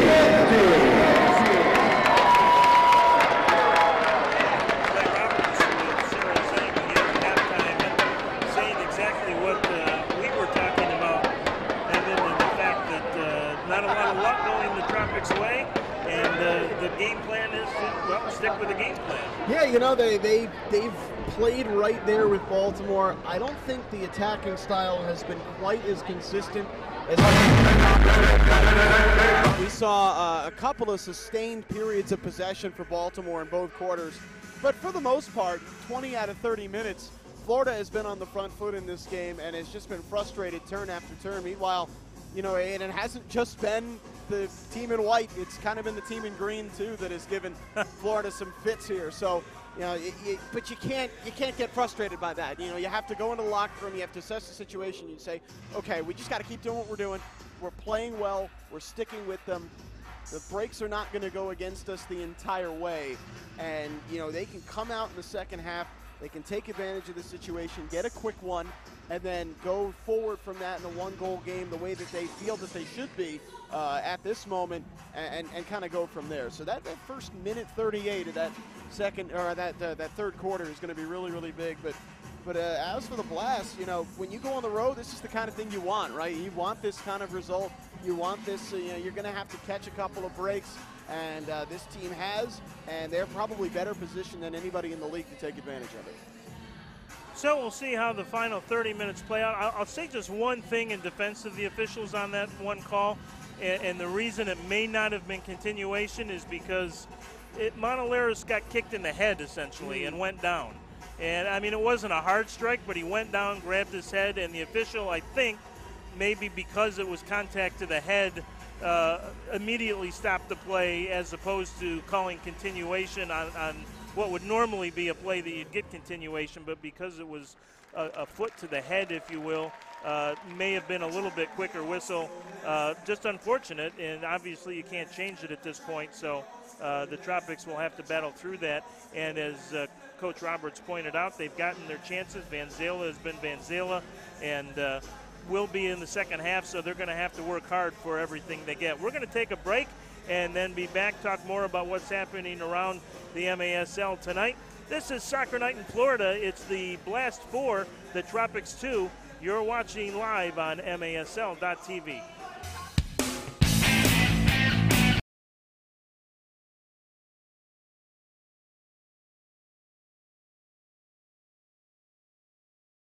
Hi everyone, I'm Shannon Estelle. I just wanted to say hi and hope you enjoyed tonight's game.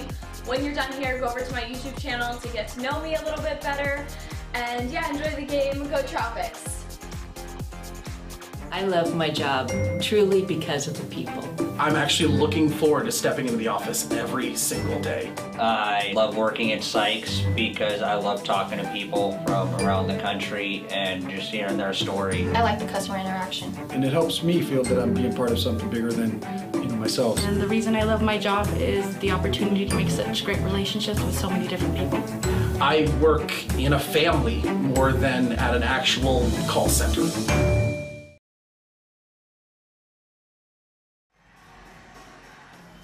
Soccer Night Florida halftime report from Lakeland, Florida. I'm Brian Ackley, joined by the radio voice of the Orlando City Lions, Evan Weston, as we take a look at what's happening here in Lakeland and around the MASL tonight. As we said, a big game up at the State Farm Show Arena.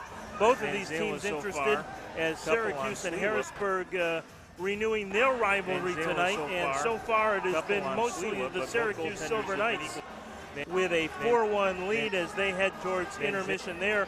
Baltimore will move to Harrisburg to play tomorrow night. Let's take a look at some of those first half highlights. Have trouble with it on the miscue.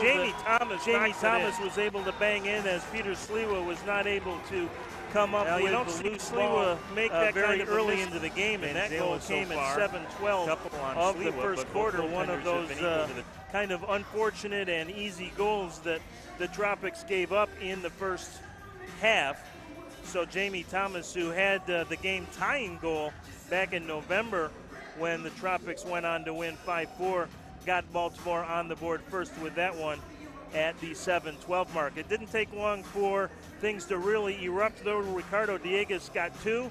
That's the first of the 2. They came within a span of 28 seconds. Baltimore then got one from Tony Donatelli, as that came just 6 seconds after the Tropics had tied it up. Donatelli left alone far post, and then here's Dieguez with his second.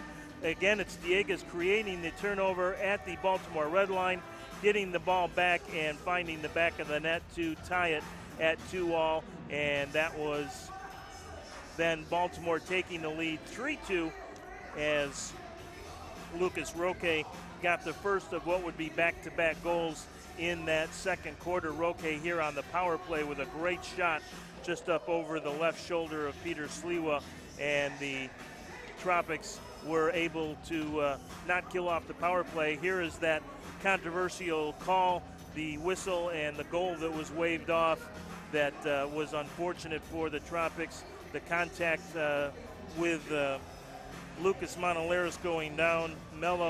John Mello getting the blue card for kicking officially was the call. And Monaleras, perhaps as we said, because he was struck in the head and went down, the whistle came out rather quickly, and the Tropics had the goal waved off. So that's where we stand at 4-2. Shots on goal in that first half, Florida with 17 and Baltimore with 11. The only 2 goals of the half coming from the Baltimore Blast. Baltimore coming in tonight, as we said, 5-1, but only their second game on the road. Their only other road game was that loss here a month ago. They started out with 5 of 6 in their new digs, the SECU Arena in Baltimore. Well, actually a little bit outside of Baltimore on the campus of Towson State University. After tonight, they're in Harrisburg tomorrow night, and then they are off for the Christmas holiday. And then we'll have a very tough 2-game road trip out to the Midwest. They will play Saturday night in Kansas City against the Comets, and then Sunday afternoon a New Year's Eve matinee against the Cedar Rapids Rampage. That is a date that the Tropics lives in Tropics history, or is infamous in Tropics history, because Florida played that New Year's matinee in Cedar Rapids last year after playing the night before and suffered their worst loss in team history, 13-2 to the Rampage. So Baltimore will have that ahead of them to end the 2017 portion of the schedule. We'll certainly hope Baltimore suffers a similar fate against Cedar Rapids that they did this previous year. Yeah, that was just one of those. If Sunday's game in Baltimore was the second ugliest, and it probably was, no question that 13-2 loss to the Rampage New Year's Eve last year was by far the ugliest. So, and if I'm not mistaken, to add insult to injury, that was the game that Ricardo Dieguez was injured in, and even though he tied for the team lead in goal last year, he missed a full month of the season because of that injury he suffered, and I'm pretty sure that came in the Cedar Rapids game. So that was just a dreadful road trip for the Tropics, and Baltimore will have to look forward to that to end, as we said, the 2017 part of their schedule.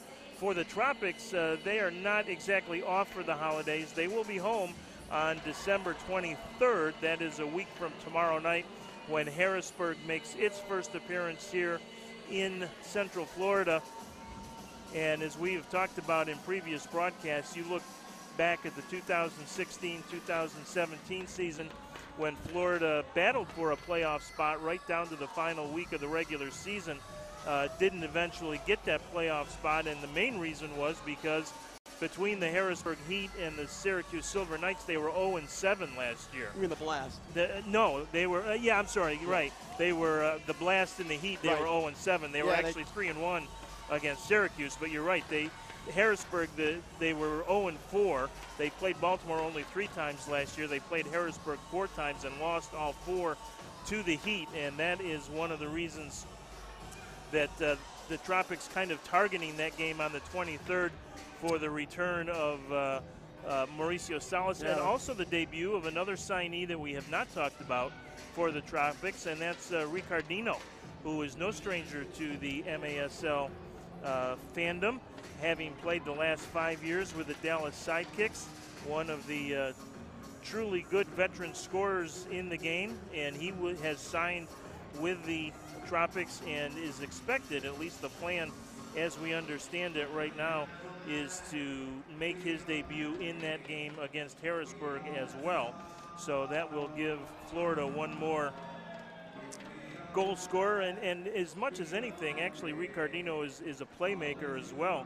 He's played in 274 career games in arena soccer, 117 goals, but even more impressively, 180 assists. So Ricardino will likely make his debut on the 23rd. Of course, Coach Clay Roberts and Ricardino were teammates back in Philadelphia when the Philadelphia Kicks were part of the arena soccer scene. We talked about depth somewhat in this game, and you know, you look at the Tropics schedule, just due to the way that this building operates, they're going to be on the road a lot late in the year, every year. And, you know, you can bring in a roster full of these guys. Ricardino, 10 goals and 17 assists in just 19 games last year for Dallas. He's hitting his stride at this point in his career.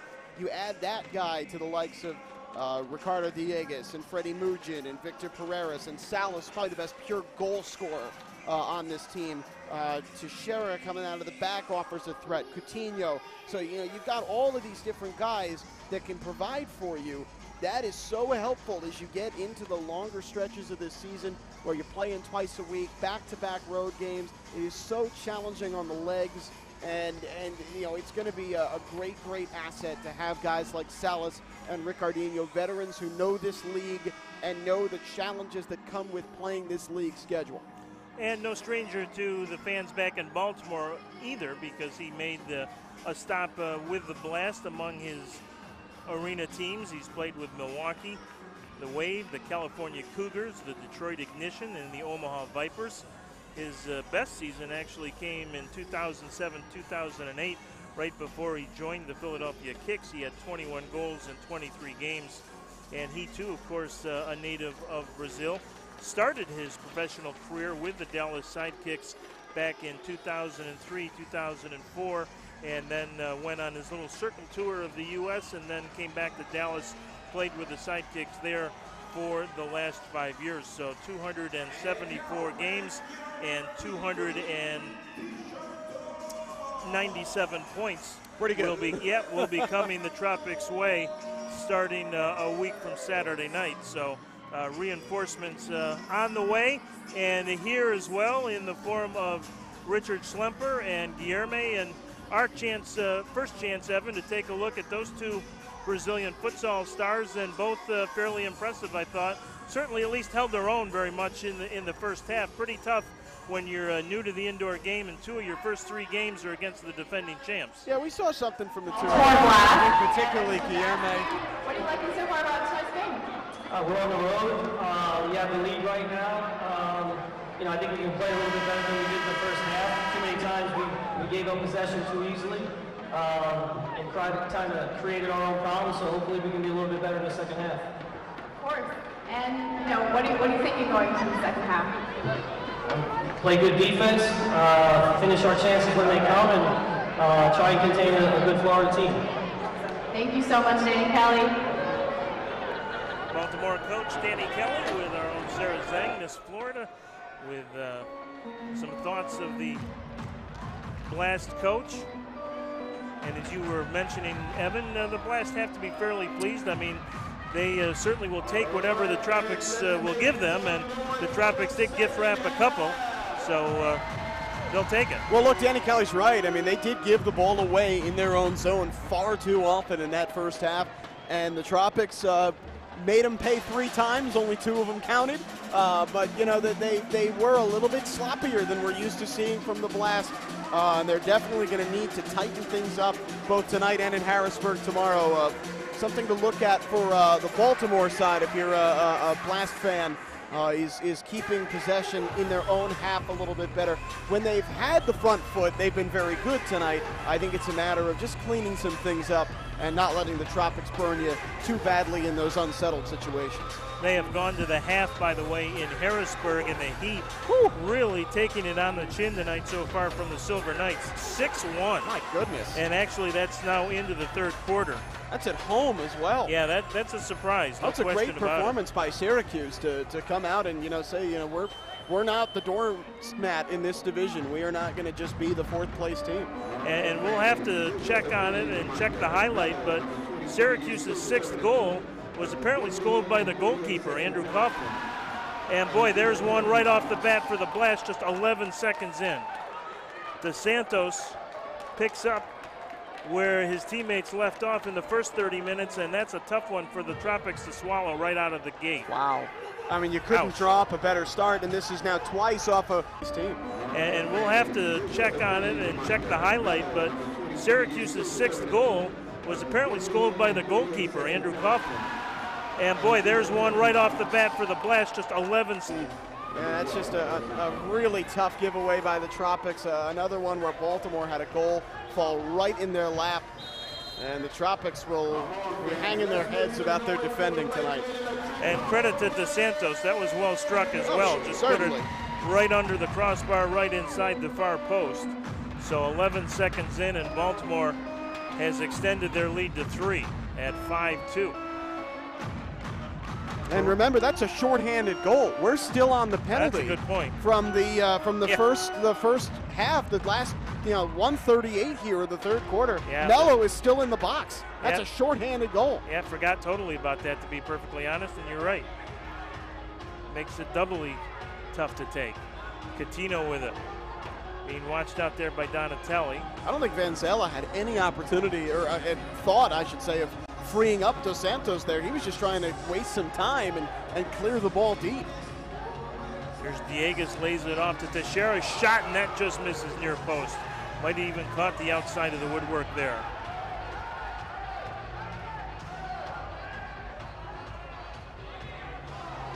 Teixeira with the restart to Pereiras, right back to Teixeira, back to Victor. Victor tries the long shot, deflected. And Vanzella able to cover up. Should run out the rest of this penalty as well. Pretty close to it. Brutal start to the third quarter here for Florida, and defending miscues will kill you in the indoor game because you're almost always going to serve up a great opportunity, and it's happened to Florida 3 times tonight. Pereiras with it on top at the red line. Long shot, never got through. Mello back on the floor. Here's the ball ahead of the field. Blast can't take advantage of it as Donatelli was out there on the penalty kill and didn't really have the legs to try and keep up, and heads to the bench now. It's an important few minutes here for Florida. It's very easy to get dejected off, the sequence of events, having the goal waved off for what they'll believe is no reason at the end of the second quarter, and then giving up a shorthanded goal 11 seconds into the third. You got to keep your head on straight. There's still plenty of time left. Yeah, I agree with you. They need to create some momentum, some energy, and get that next goal. If Baltimore starts stretching it out to 6-2, it could be a long second half. Sliwa will chase it down in his own end. But not the start the Tropics were looking for at all. Certainly really didn't create any great opportunities, as Arico is again called for the foul as he and Pereira collided. Didn't create any particularly memorable opportunities with the man advantage and gave up a shorthanded goal to boot. First time this season the Tropics have given up a shorty as Santana can't control it. Had a car accident or have a personal injury, then look to Brooks, our official injury attorneys. Go to brookslawgroup.com or call 1-800-LAW-3030 for more information. Look to Brooks. Steal by Diegues, tried to set up Schlemper. Well, Dos Santos got lucky there with a heavy touch. He got away with it. It's been a problem for Baltimore all night. These heavy touches in their own zone. Monaleris ahead to Diegues. Diegues shot right on, and Vanzella stands his ground and is able to make the save. You're not going to beat William Venezuela that way. You've got to be much more clinical than that. Florida's trying a little bit too much in that bomb-throwing mentality tonight where they're just tossing them at him from long range, and Vanzella is just not going to make a mistake. Knocked over the sideboard, so a kick in here for Florida. It's not that he never will, but you certainly don't want to count on it. No, you certainly do not. Looks like Rodriguez into the game for the first time here in the second half. Rodriguez will try and play it back to Sliwa. Monolaris will use his footwork to clear the zone. Schlemper tried to get it right back to Monolaris, but intercepted by Oliveria. Tropics trying to step up a little pressure here. Mugin challenging Vanzella, who lifts it into the the Florida end of the floor. Oliveria with it. He'll play it back to Healy. In the zone now for Roque. Roque challenged by Rodriguez and knocked back into the blast end of the field when Vanzella will come out. So we've had a goaltender score in the league tonight, Andrew Coughlin. At least according to the score sheet I just took a look at from Harrisburg. I believe that's the first goaltender score of the year. We've had a shutout. Chris Toth of the San Diego Sockers pulling that trick. Guilherme trying to get the intercept here. Guilherme taken down, and they will call the foul there at least. A great individual play by the new man. Guilherme, just a hustle play on Dos Santos. Not an easy man to beat in that situation, and he goes down and he draws the foul. And that time, notably, the referee did play advantage and let that go for a couple of seconds. So something to keep an eye out for into this second half. See what the Tropics want to do here. They'll play it out to Guilherme. There's the shot, and that just misses. Pretty good idea. Here's a good play by Guilherme defensively as he is able to get in front of Pereira, at least temporarily, although Pereira gets it back. Feeds it now on the left side. There's a long shot by Donatelli, goes up over the glass into the crowd. It was a clever set piece by Florida. You know, Mugin had a lot of space. If there's a guy on this team you want taking that shot, it's Freddie, and just hit the corner of the woodwork. Unfortunate for Mugin. It's been that kind of a night for Florida. Sliwa to Freddie, who tried to head it over to Reyes, couldn't quite corral it. Mike Franca out for his first shift of the third quarter, and he'll head to the bench. Lucas Catino can't get by Hoxie. Hoxie double team now. Reyes with the foul.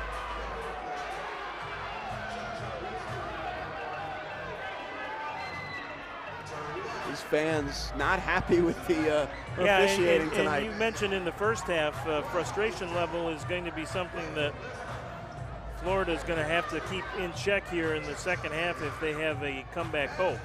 And obviously they do. There's a ton of time left, but they've got to remain focused and aggressive. Ty Hall in there for the Tropics to knock it away. Here's Mugin trying to get ahead of the field. Freddie with a long shot goes wide. J.P. Ray is moving up from his defensive position to keep the play alive.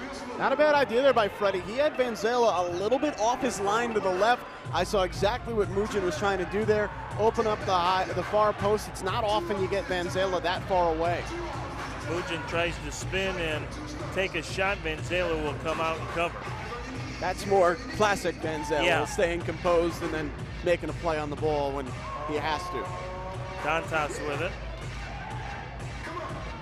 Peruzzi stuck a foot in there. Taken away by the Tropics now. Monolaris plays it back to Sliwa.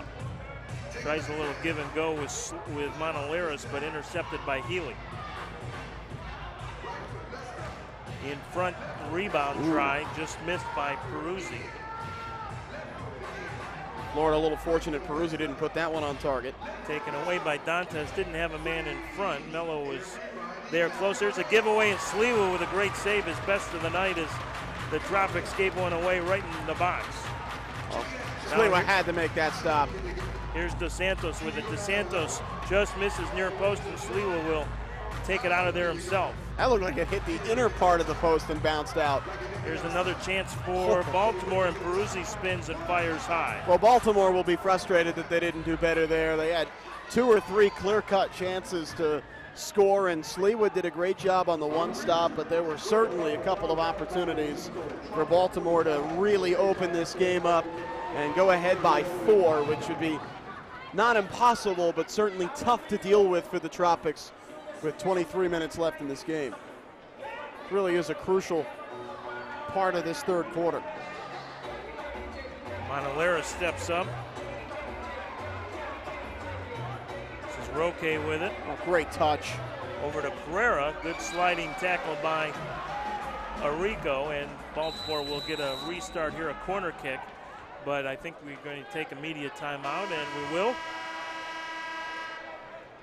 before Baltimore gets a chance to put it back in play.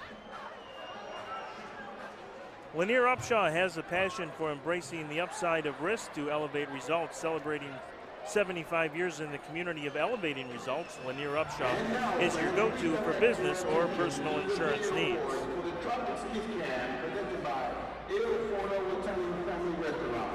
Let's show some love for the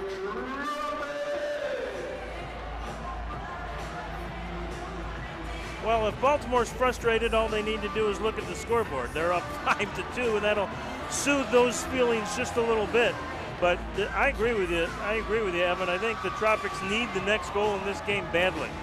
Yeah, they do. It's just that kind of a situation. You know, you can say, well, it should have been 4-3, or, well, you know, it was just some shaky defending here and there. But the score's 5-2, and Florida will have to deal with that. Baltimore, though, you know, when you get behind against Vanzella and you get frustrated and you start taking those longer range shots and they're clanging off the woodwork or you're hitting it right to them, you can't let them get in your head. You got to stay composed. We've been saying that a lot tonight for Florida. For the most part, I think they've done that, and they really have had some poor luck in this game as well. But that's in the past. You know, you deal with the situation in front of you, and right now Florida just has to avoid allowing that 4th goal in a row for Baltimore. I think that would really make things difficult on them. Great chance for that goal here. Restart from the top of the arc. And here's a takeaway, and they're going to let this, I don't know what's going on. This is crazy. One referee said play on. The other referee apparently blew his whistle. I mean, they knocked it in the goal. Yeah, this is not good. No, this is kind of broken down now. Yeah, it really has. Well, Healy was screaming for a timeout because he didn't hear a whistle, and he assumed that ball was live. Yeah, and the reason was the Tropics came about 3 feet off the line where they're supposed to keep the wall, and the officials never said anything. So Healy is never blew the whistle. Out there screaming for a timeout.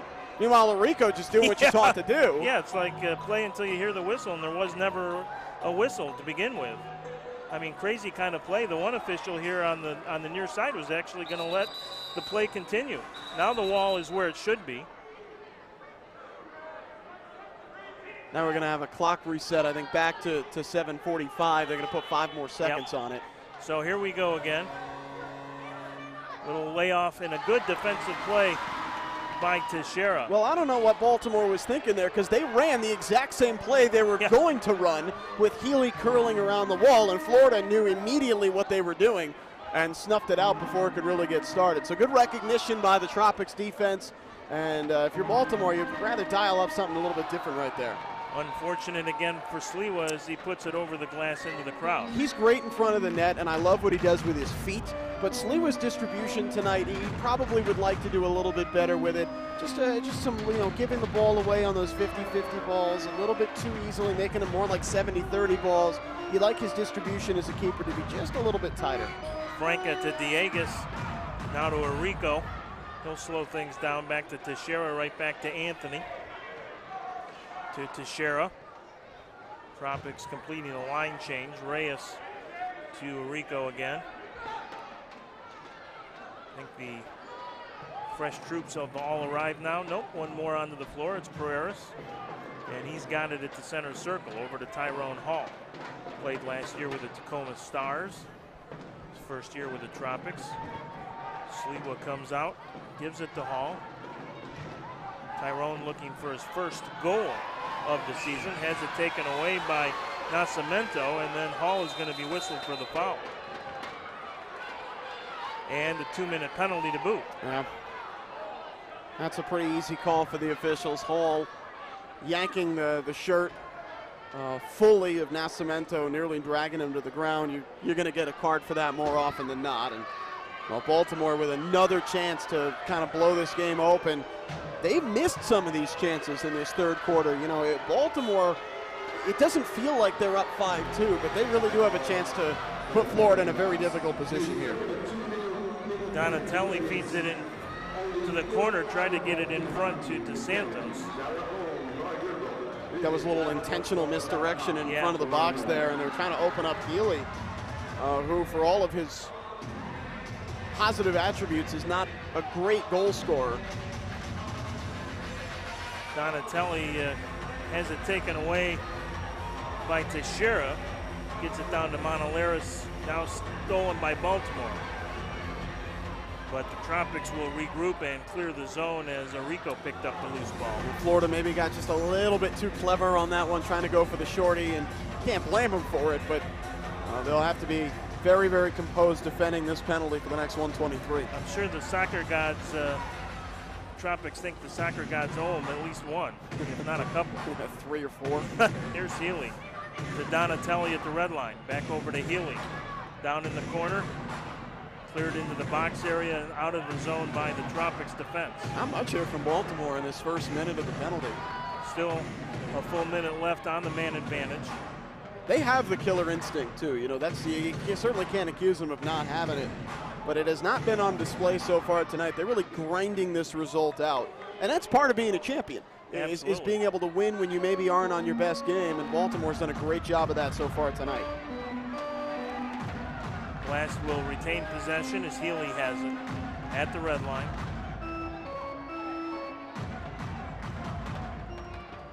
Back on top to Donatelli.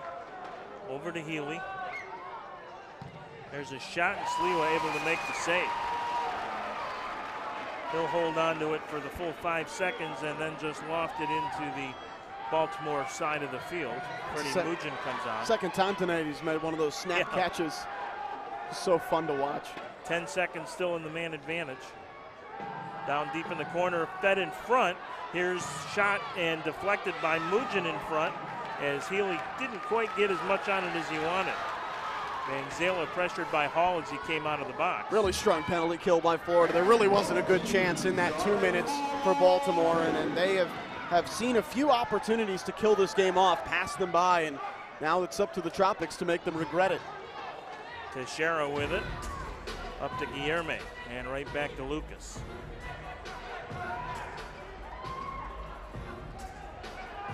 Guilherme wears number 19. Rafael Schlemper, number 4.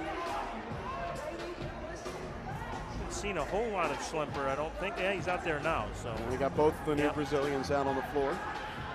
Rodriguez joining Guilherme in defense. It's an interesting pairing. Now Guilherme will head off. Pereiras will come on. Mugin can't control the inlet pass, goes out of play. And you're right, the Florida really having trouble making penetration with some of those long passes. They've either taken bad bounces or... The whole game has been a bad bounce for Florida. You're right. You're exactly right. You know, I feel, and this is not to knock Baltimore because I think they're a wonderful team. I feel they played better in their loss in November than they have so far tonight. Here's Peruzzi down the left wing.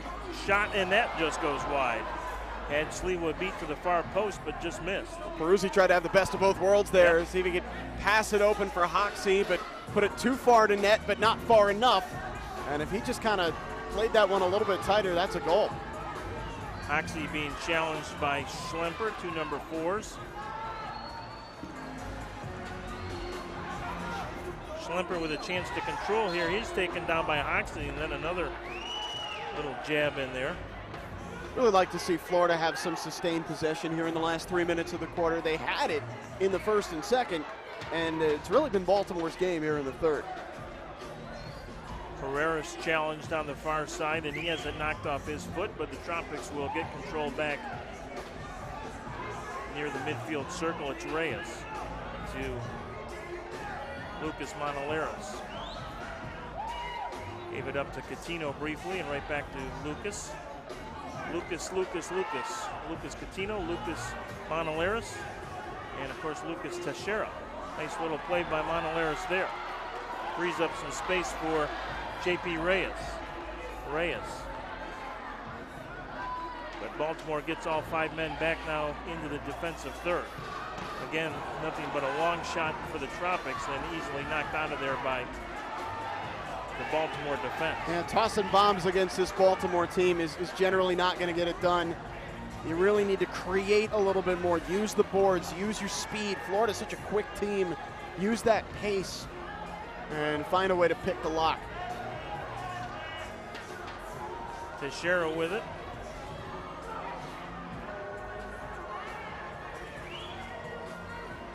This is Schlemper.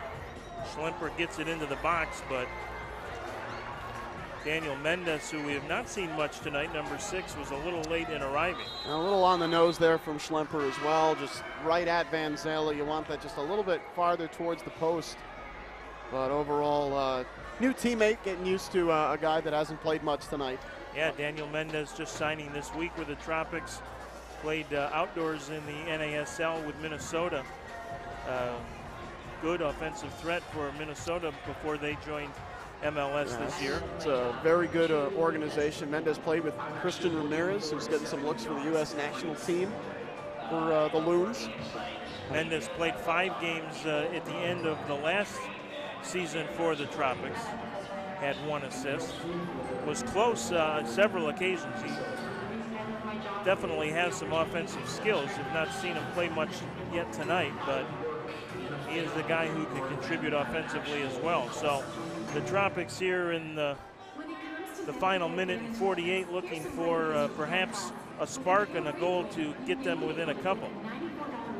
Phil Everbuck, your local criminal law attorney, is our penalty box sponsor tonight. And the penalty box has got more of a workout than normal.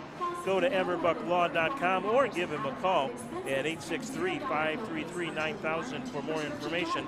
At Everbuck Criminal Law, our goals are your goals.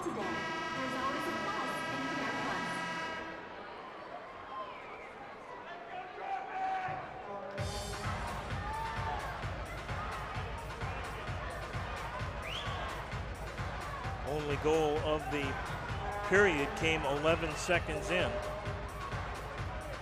Actually, I guess officially on the score sheet they'll say 13 seconds in. Off the foot of Adriano dos Santos. By the way, Van Zela got the assist on that goal, as we know, with the feed into the Florida zone. Speaking of William, he'll put it in play. Schlemper will intercept. Monaleras will keep possession and play it back to Teixeira. Teixeira to Coutinho. Ahead to Mendez, who will head to the bench. Rico with it. See if Florida can find a way to kind of break through this wall in the last minute 30. It's been a well-defensed part of the field for Baltimore. They have cleaned up their act in their own third, which is what we were looking at halftime and what Danny Kelly, I'm sure, was stressing in the locker room as well as our interview here on the floor. They've done a nice job of that.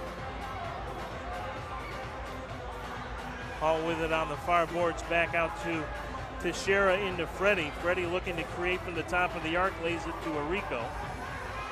Arico well marked, however, and he'll bring it all the way back out to the center circle as the Blast put their own pressure on. That was Mello causing Arico to retreat. Down to 37 seconds to go. Pereiras over to Guilherme. Roque steps in and goes out of play. The Heat making a comeback up in Harrisburg. They've cut the Silver Knights 5-goal lead to just 2. It's 6-4 at the Farm Show Arena now. Mugin will lay it out to Pereiras. Pereiras can't penetrate, intercepted by Nascimento, and he'll just send it into open space in the Florida end of the field. And this will wind down time here in the third quarter. So the Tropics have plenty of work ahead of them for the final 15 minutes, trailing here tonight 5-2 on soccer night in Florida. We will take a break. You're watching the Florida Tropics and the Baltimore Blast on MASL.TV.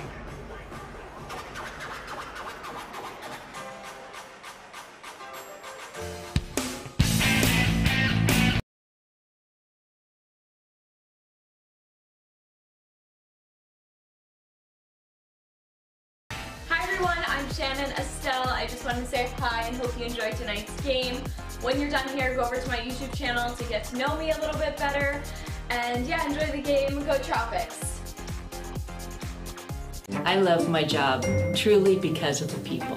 I'm actually looking forward to stepping into the office every single day. I love working at Sykes because I love talking to people from around the country and just hearing their story. I like the customer interaction. And it helps me feel that I'm being part of something bigger than myself. And the reason I love my job is the opportunity to make such great relationships with so many different people. I work in a family more than at an actual call center.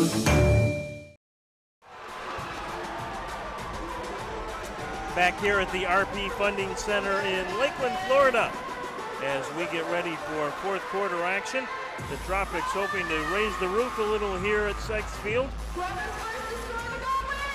They need 3 to tie, at least. If you're in the Central Florida area and you are in the market for roofing needs, call on our friends at Comprehensive Roofing. Quality you can count on, and you can enter to win a free roof. That's right, the Tropics and Comprehensive Roofing have teamed up this year to offer one lucky Central Florida fan a free roof. All you need to do is log on to fltropics.com/comprehensive roofing for all the details, and you still have time to enter and perhaps get yourself new cover at home. Our thanks to our friends at Comprehensive Roofing for providing that terrific prize. So 15 minutes to go here as the Baltimore Blast look for their first road win of the season and only their second road game.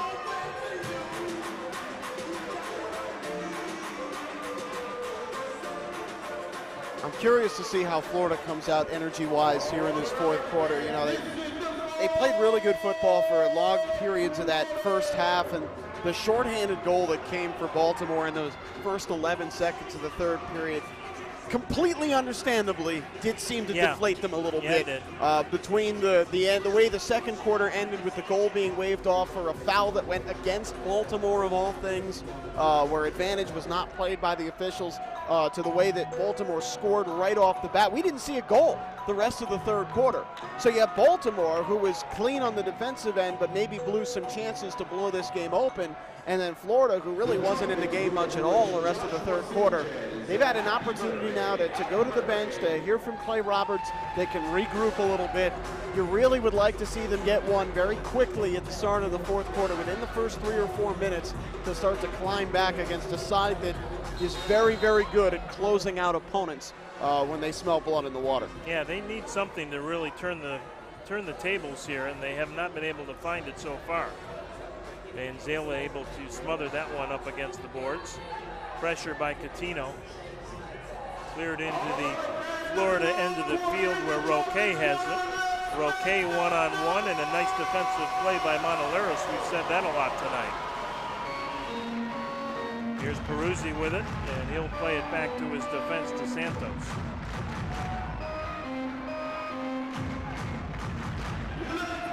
Santos looks upfield and finds Roque. Montoleros on him, and he'll play it back to his defender. Baltimore will certainly not be in any hurry here. Here's a nice takeaway by Catino. Catino on the far boards and is pushed down, and a whistle. Ooh, for the first time, I think the Tropics have got a little bit of luck this time. Yeah, that was fairly light contact. Not only that, but Coutinho was without the ball for a good second before the contact came. I would have let that go, and let's see if Florida can capitalize on a bit of a serendipity from the officiating. Yeah, could use it. Here's a long shot, and that one is going to miss everything as well. And as you pointed out and we talked about, it seems like almost everything here in the second half has been almost from long range. And well, they're getting nothing from their midfield. They're not creating. You want some combination play. Of course, it's harder in the indoor game to do that, but you use those boards, you use that environmental advantage, and we've just seen a lot of bomb tossing from down and outside for Florida tonight, particularly in the second half. The 2 Florida goals came on great runs that were created on counters. We have not seen anything in terms of combination play and settled possession for the Tropics. Very little, that's for sure. Here's a takeaway at the red line. Schlemper with it. Off the boards in front. Oh, and a nice defensive play. Best chance of the half for the Tropics, and the Baltimore Blast able to turn it away on a nice defensive effort by Oliveria. Well, for a guy in Rafael Schlemper, who apparently has not had much experience with the boards, oh, well, here we go.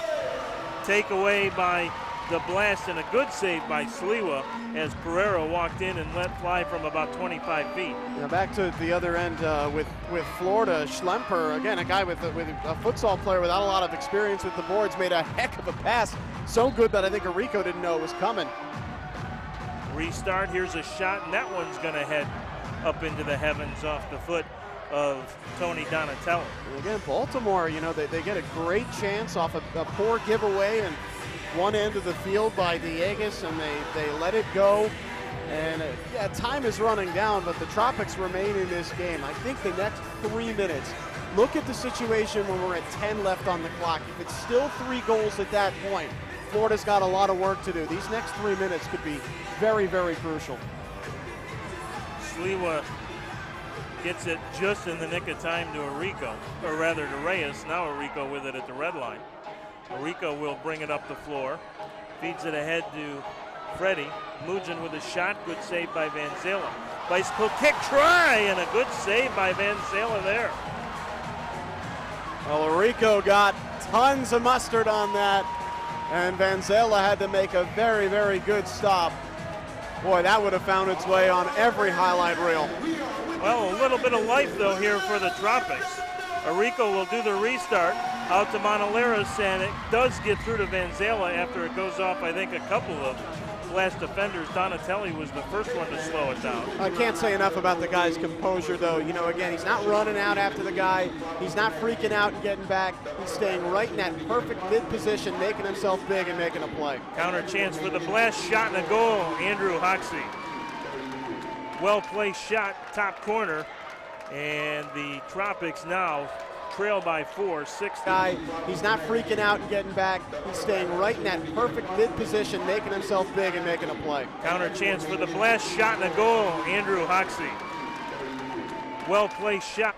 At the same time, just great counter-attacking football by the Blast.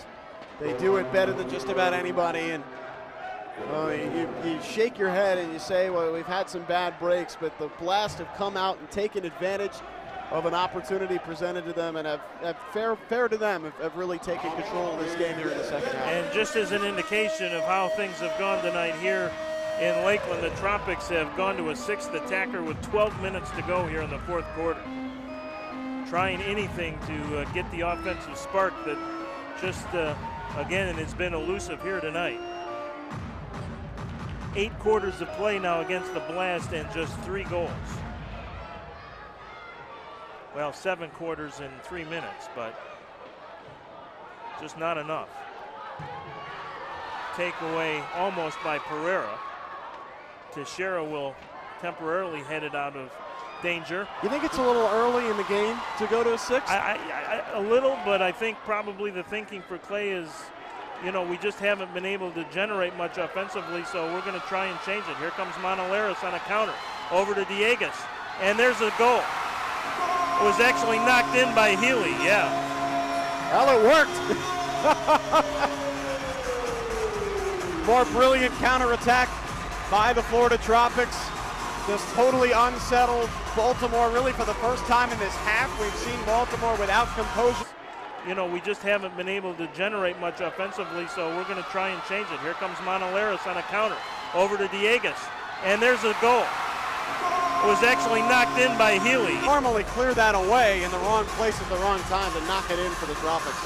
And it was Monaleris getting by Healy out near the midfield line that really set up that number situation for the Tropics. So Florida does get their third of the night and cuts it to 6-3. A lot of time left still, 11:40, and Peter Sliwa will come back in goal, at least for the moment, for Florida. Rico will try and track it down, and he clears it out of play, so Baltimore will get a restart along the near boards here. Mello will do the honors. There's a long shot, and that hits the crossbar. Peruzzi let it fly from about 60 feet. What a beauty of a strike that was. And Florida fortunate that didn't find its way into the back of the net. What a hammer. Again into the Florida zone. This time the Tropics will get out of there. Diegas with it. Diegas. He's got 3 men on him and finally gives up possession. He needs more support there from the back. Here comes Dantas. Dantas feeds it through. Shot, and that's a redirect, just missed. Peruzzi with a great opportunity and just missed at far post. Baltimore, I got to tell you, they're fired up coming off of this, and Florida's going to go back to the 6th, thinking that they need a little bit more juice. I like the aggression from Clay Roberts. You got nothing to lose here tonight. You're playing the best team in the league. You're down at home in the 4th quarter. You might as well go out on your sword if you're going to go out and take a shot. I really like the aggression. Monaleris over to Teixeira. Pereira is the 6th attacker, and he'll pick it up at the midfield circle to Monaleris. Looks for Coutinho deep in the right corner. Back to Teixeira, to Lucas Monaleris. Both Monaleris and Teixeira with big left-footed shots as Mugen tries to redirect in front of Van Zalen. Didn't miss by a lot. It's pretty clever there by Freddie. He almost got away with that. Pereira will clear it up to Coutinho. Tropics will go to a line change here. Coutinho to Pereira and right back to Coutinho. Victor gets it to Mugen. Lays it off right side to Teixeira. Teixeira moves in, shot, and a save. Good idea. It was a nice move by Teixeira. Yeah. I would have liked him to take that shot there. Yeah, I would have too. He's got the shot to do it.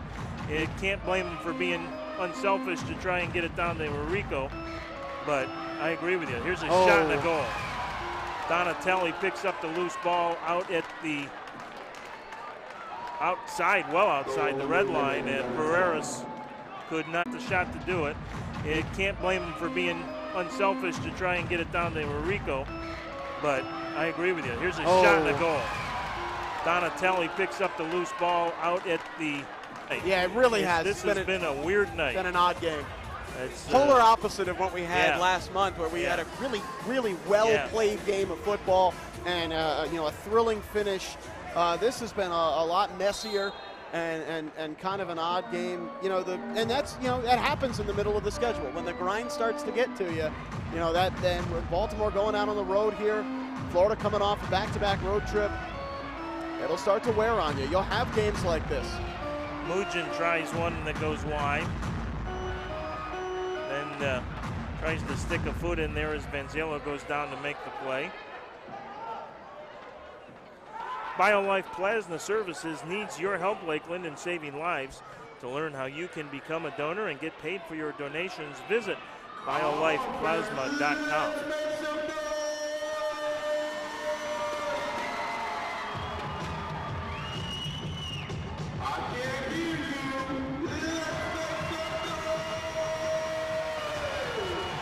Pereira's with it at the center circle.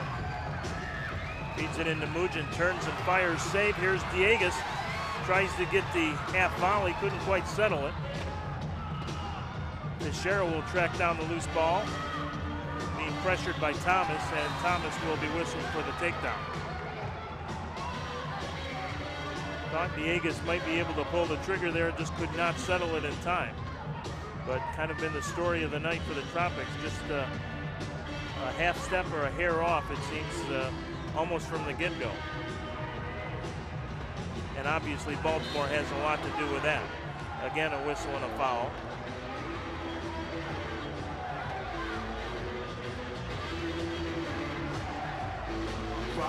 Foul on number 11.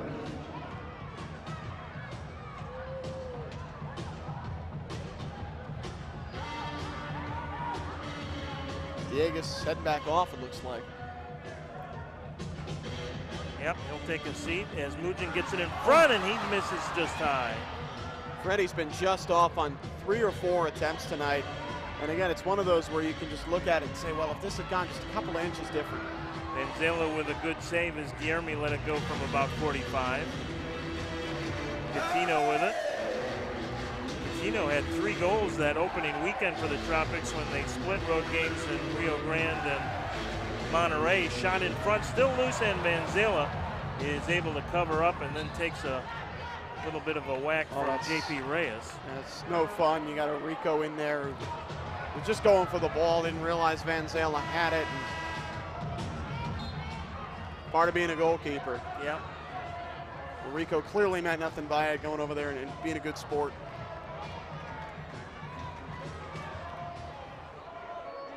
Okay, Tropics fans, let's welcome back our Lady Tropics for another t-shirt time. So we've got a media timeout with 7:32 to go. Not sure what the message would be for Coach Roberts at this point.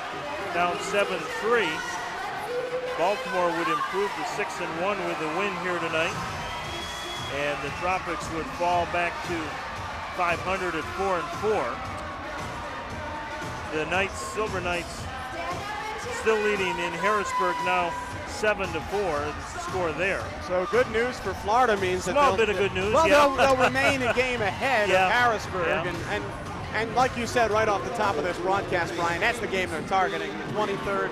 They should have Ricardinho in here. They should have Mauricio Salas back from his minor knock, and they can unleash their full firepower on the Harrisburg Heat. What's going to be a massive, massive game for both teams here in Florida on Saturday the 23rd as we gear up for Christmas, and you'll be able to come out to Sykes Field at the RP Funding Center for it, or find it right here with you and me, Brian. And it's no big secret that the Tropics really targeted this portion of the schedule as a period that they wanted to have a lot of success, because all these games, starting with that game back here against Baltimore in the division.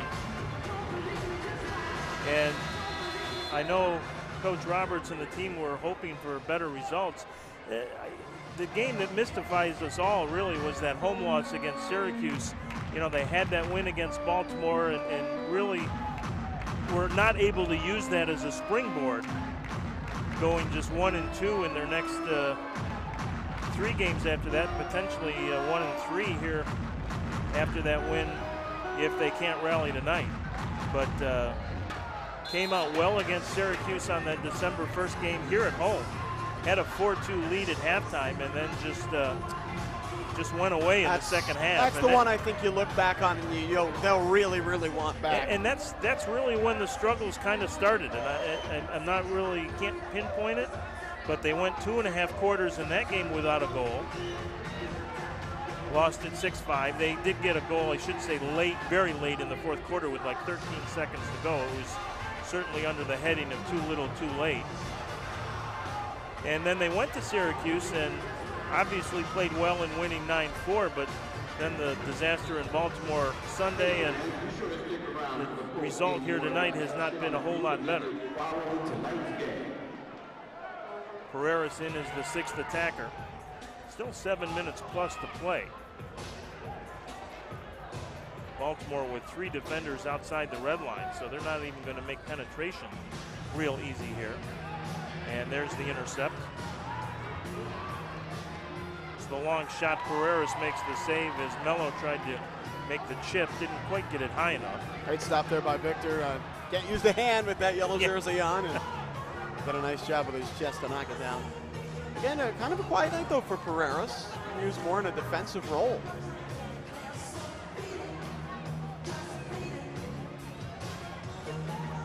Monalaris will feed to Freddie, top of the arc, shot, goal!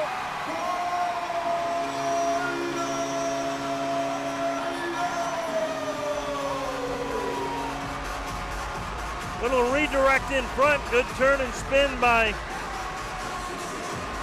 Freddie, and Richard Schlemper gets his 4th in 3 games.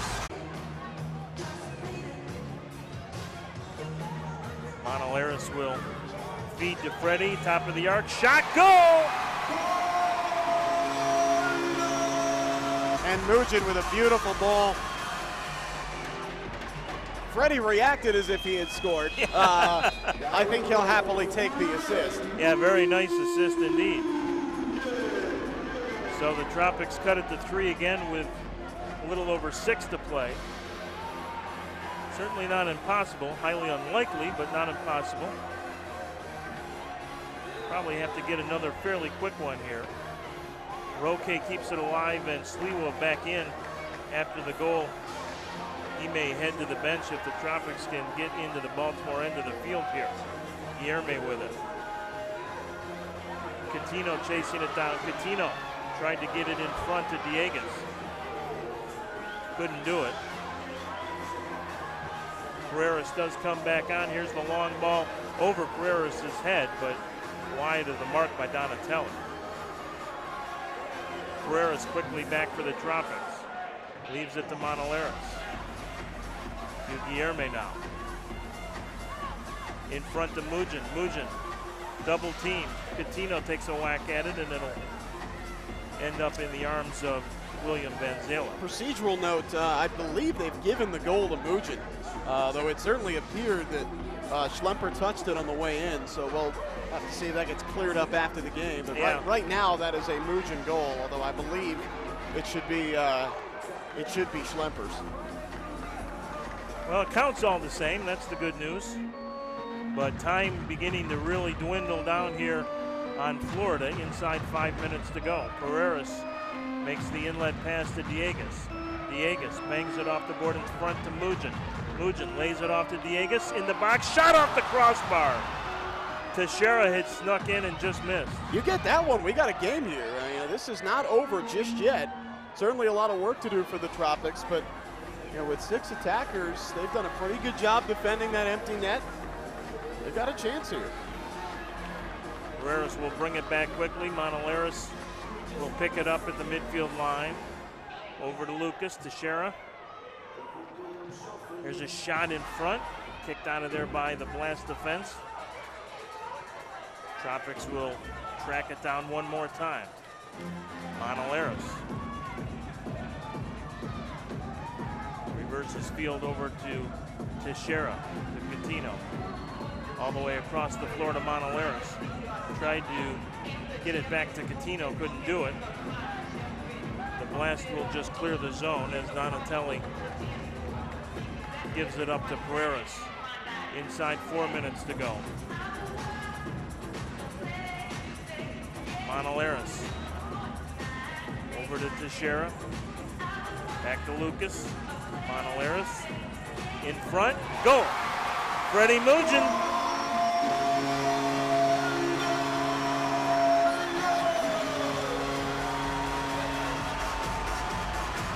Well, that one definitely went to Freddie Mugin.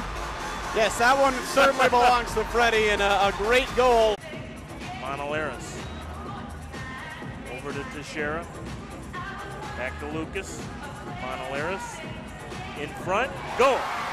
Freddie Mugin. Soccer combination play. Fantastic job by the Florida Tropics. Now, will it be too little too late again? Can they get one more here to kind of pull themselves within range with a couple minutes to go? They've brought Sliwa back out onto the floor. Yeah, they've done that after each of their goals just to make sure Baltimore doesn't get a real cheapie. Yeah, there you go. And he will immediately head to the bench here. That's smart by. And again, they would never have been in this position if they hadn't gone to the 6 attackers early. Smart decision by Clay Roberts. Yeah, they gave up the 1, but they've got 3, and now they have an actual chance to come back and tie this game. Santana will step into that pass intended down there for Arico. Arico can't hang on, and it will be cleared back into the Florida half of the field where Monaleros picks it up. Yeah, another quick one, and we could have an interesting finish. 7-5, the Tropics have pulled to within 1. Monaleros tries to get it to Mugin's knocked away. Here's a long shot, and that one will go wide. So the good news is the Tropics get possession right back again. And it's nice to see the home crowd get to see this team, fight to the end and go out with a great charge at the end of the game. Pereira's in the corner, now to back to Lucas Monaleros. Monaleros, there's a shot, doesn't get through. In front, rebound, and a goal!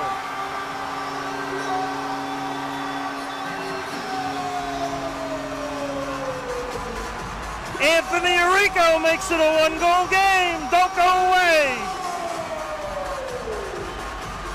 How about this? In the corner, now to back to Lucas Monaleros. Monaleros, there's a shot, doesn't get through. In front, rebound, and a goal! And a pretty finish to boot. The Florida Tropics have roared back into this game. Strap up, folks. Arrico, Johnny on the spot, and Danny Kelly wants a timeout, and why not?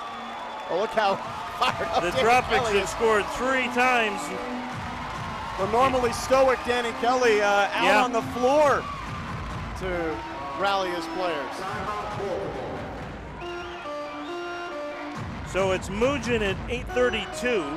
Mugin again at 11:29, although we think that first one will actually go to Schlemper. And then Anthony Arrico at 12:34. So the last 2 goals within a span of 65 seconds to make it a 7-6 game. Florida with 4 of the last 5 goals, all of them here in the fourth quarter, starting with that 6th attacker goal all the way back at the 3:45 mark by Lucas Teixeira. So we are set up for what should be and could be a very wild 2 minutes and 25 seconds. And who knows, maybe more. The Tropics have never played an overtime game. If you're trailing 7-3 in the final period and get to play overtime, that's maybe about the best you can hope for. Oh, no, I mean, this is a fantastic comeback by Florida, and it all started with the gutsy decision with 12:28 to go to 6 attackers, down 6-2. They gave themselves a chance to win the game. You hear that all the time. Go to American football when you debate, should we go for it on 4th down in the 3rd quarter or something like that? Do you give your team a chance to win the game, or do you say, well, we'll get them next time? Clay Roberts decided that he wanted to go all out to try and win this game, and now he's in a position to do just that, or at least get it to overtime if his team can find one more in the last 2:23. Is it too much to ask? We'll find out. And the bad news is Baltimore's going to get a restart here from the top of the penalty arc. I mean, Sliwa has to stay in the game for the moment. Yeah, absolutely. Teixeira tried to head it upfield and caught it on the side of his noggin, and it went on a play. Boy, this would be a crusher here. Here's a shot in the corner, just misses near boards. Chance for the Tropics on the counter. Here comes Diegues. Diegues, he's got Arrico and Tyrone Hall. Here's a shot off the boards in front, and Diegues couldn't catch up to it. Good opportunity for the Tropics right there. Here's Monaleros, almost has his pocket picked, and he does. Here's a shot, good save by Sliwa. We're set up for the final frantic 2 minutes. Here's a blue card. Penalty coming up against the Blast. Power play for the Tropics with 1:56 to go and down a goal. Holy cow. What a call here by the official. And you know what? We said earlier maybe the soccer gods owe the Tropics a break. It appears that break has come, and it is down to them to take advantage of it. It's Lucas Roque who is heading to the box. So Florida will have a power play. There's still 1:56 to go. So obviously they will play with a man advantage throughout here unless they can get the tying goal, which obviously they would take. So let's see who's out here for the Tropics. It's Diegues, it's Freddie Mugin, it's Catino, it's Victor Pereiras. Sliwa, of course, will stay in goal. no need to have the sixth attacker now since you already have the man advantage, obviously. I like Pereira's coming back out here to run the point with his regular jersey on. Pereira's feeds it on the right side to Teixeira, and it's knocked out of play. So it's Dieguez, Pereira's, Mugin, Teixeira, and Coutinho out here for the Tropics. Pereira's has it. Gives it to Coutinho. Back to Victor. Back to Coutinho. Reverses field over to Teixeira. Minute 24 to play. Tropics need a little bit of urgency. Top of the box to Dieguez. There's a layoff shot. Save in front. Still loose. Blast trying to clear. Can't do it. In front. Shot. Oh, what a save by Van Zela. He just robbed Coutinho. Tropics thought they had the tire. What a save by Van Zela. Unbelievable stop by the best goalkeeper in the league. Here's Dieguez. Shot. Misses near post. Dieguez has it over to Coutinho again. Coutinho back on top to Pereira's. Still 53 seconds to go. Pereira's at the red line. Shot. Misses near post.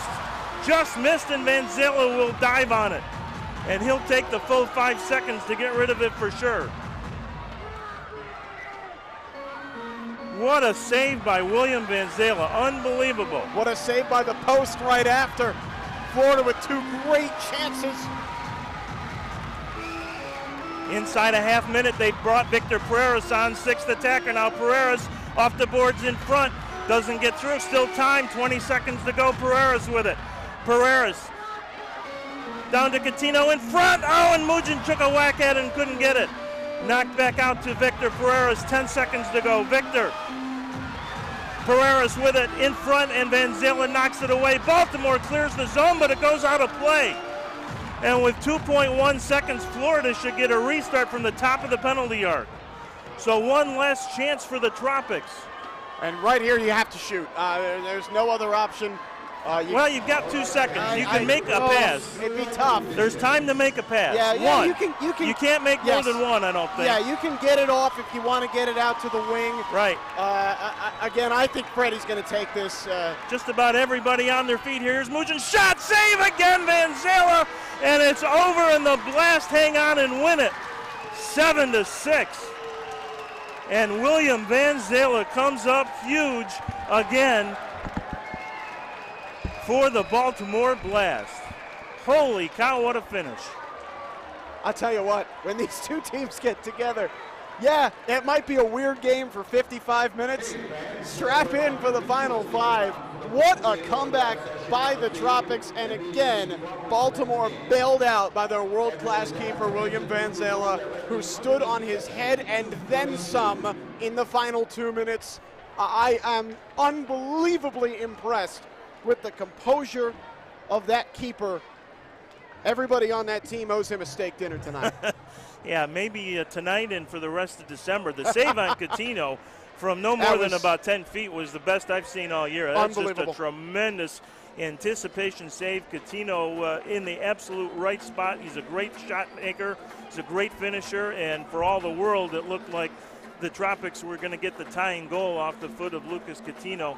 And that was the save that I'll remember tonight for William Van Zela, who played just tremendously when he needed to. And the Tropics and their fans will give themselves a hand for that fourth quarter comeback. But certainly all those missed chances early on and a couple of the easy goals that Baltimore got early came back to haunt the Tropics as they fall to 4-4 now on the season, and the Baltimore Blast improved to 6-1. These two teams will not face each other now until late in February when the Tropics end the season on a 4-game road trip. One of those games will be in Baltimore.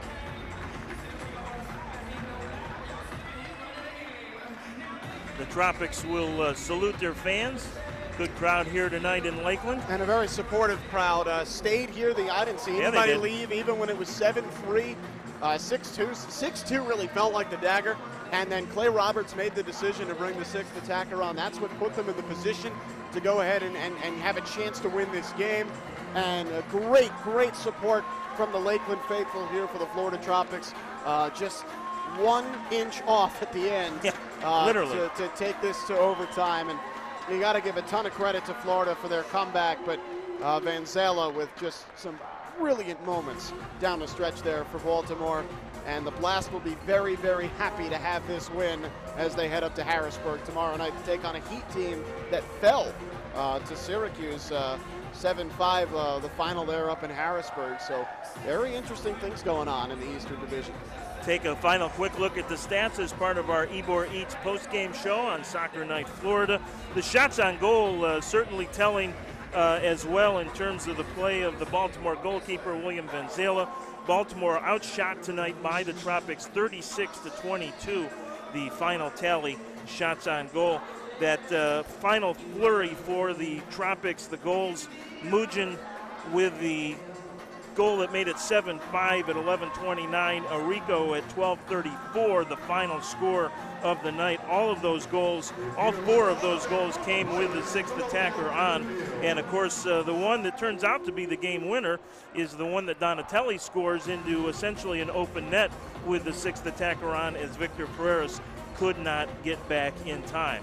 Well, that's indoor soccer for you. It's crazy, it's unpredictable, and it was all of that and then some tonight, Evan. I tell you what, though, I still really like the call from Clay Roberts to go to the sixth attacker.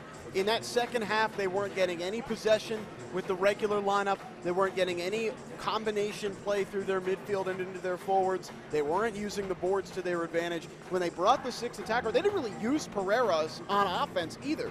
He just kind of facilitated, but that enabled them to combine and get a little bit of creativity in the midfield, and that was very, very key to the comeback for Florida. So the next time we will talk to you will be a week from tomorrow night, and that is the next Tropics game also.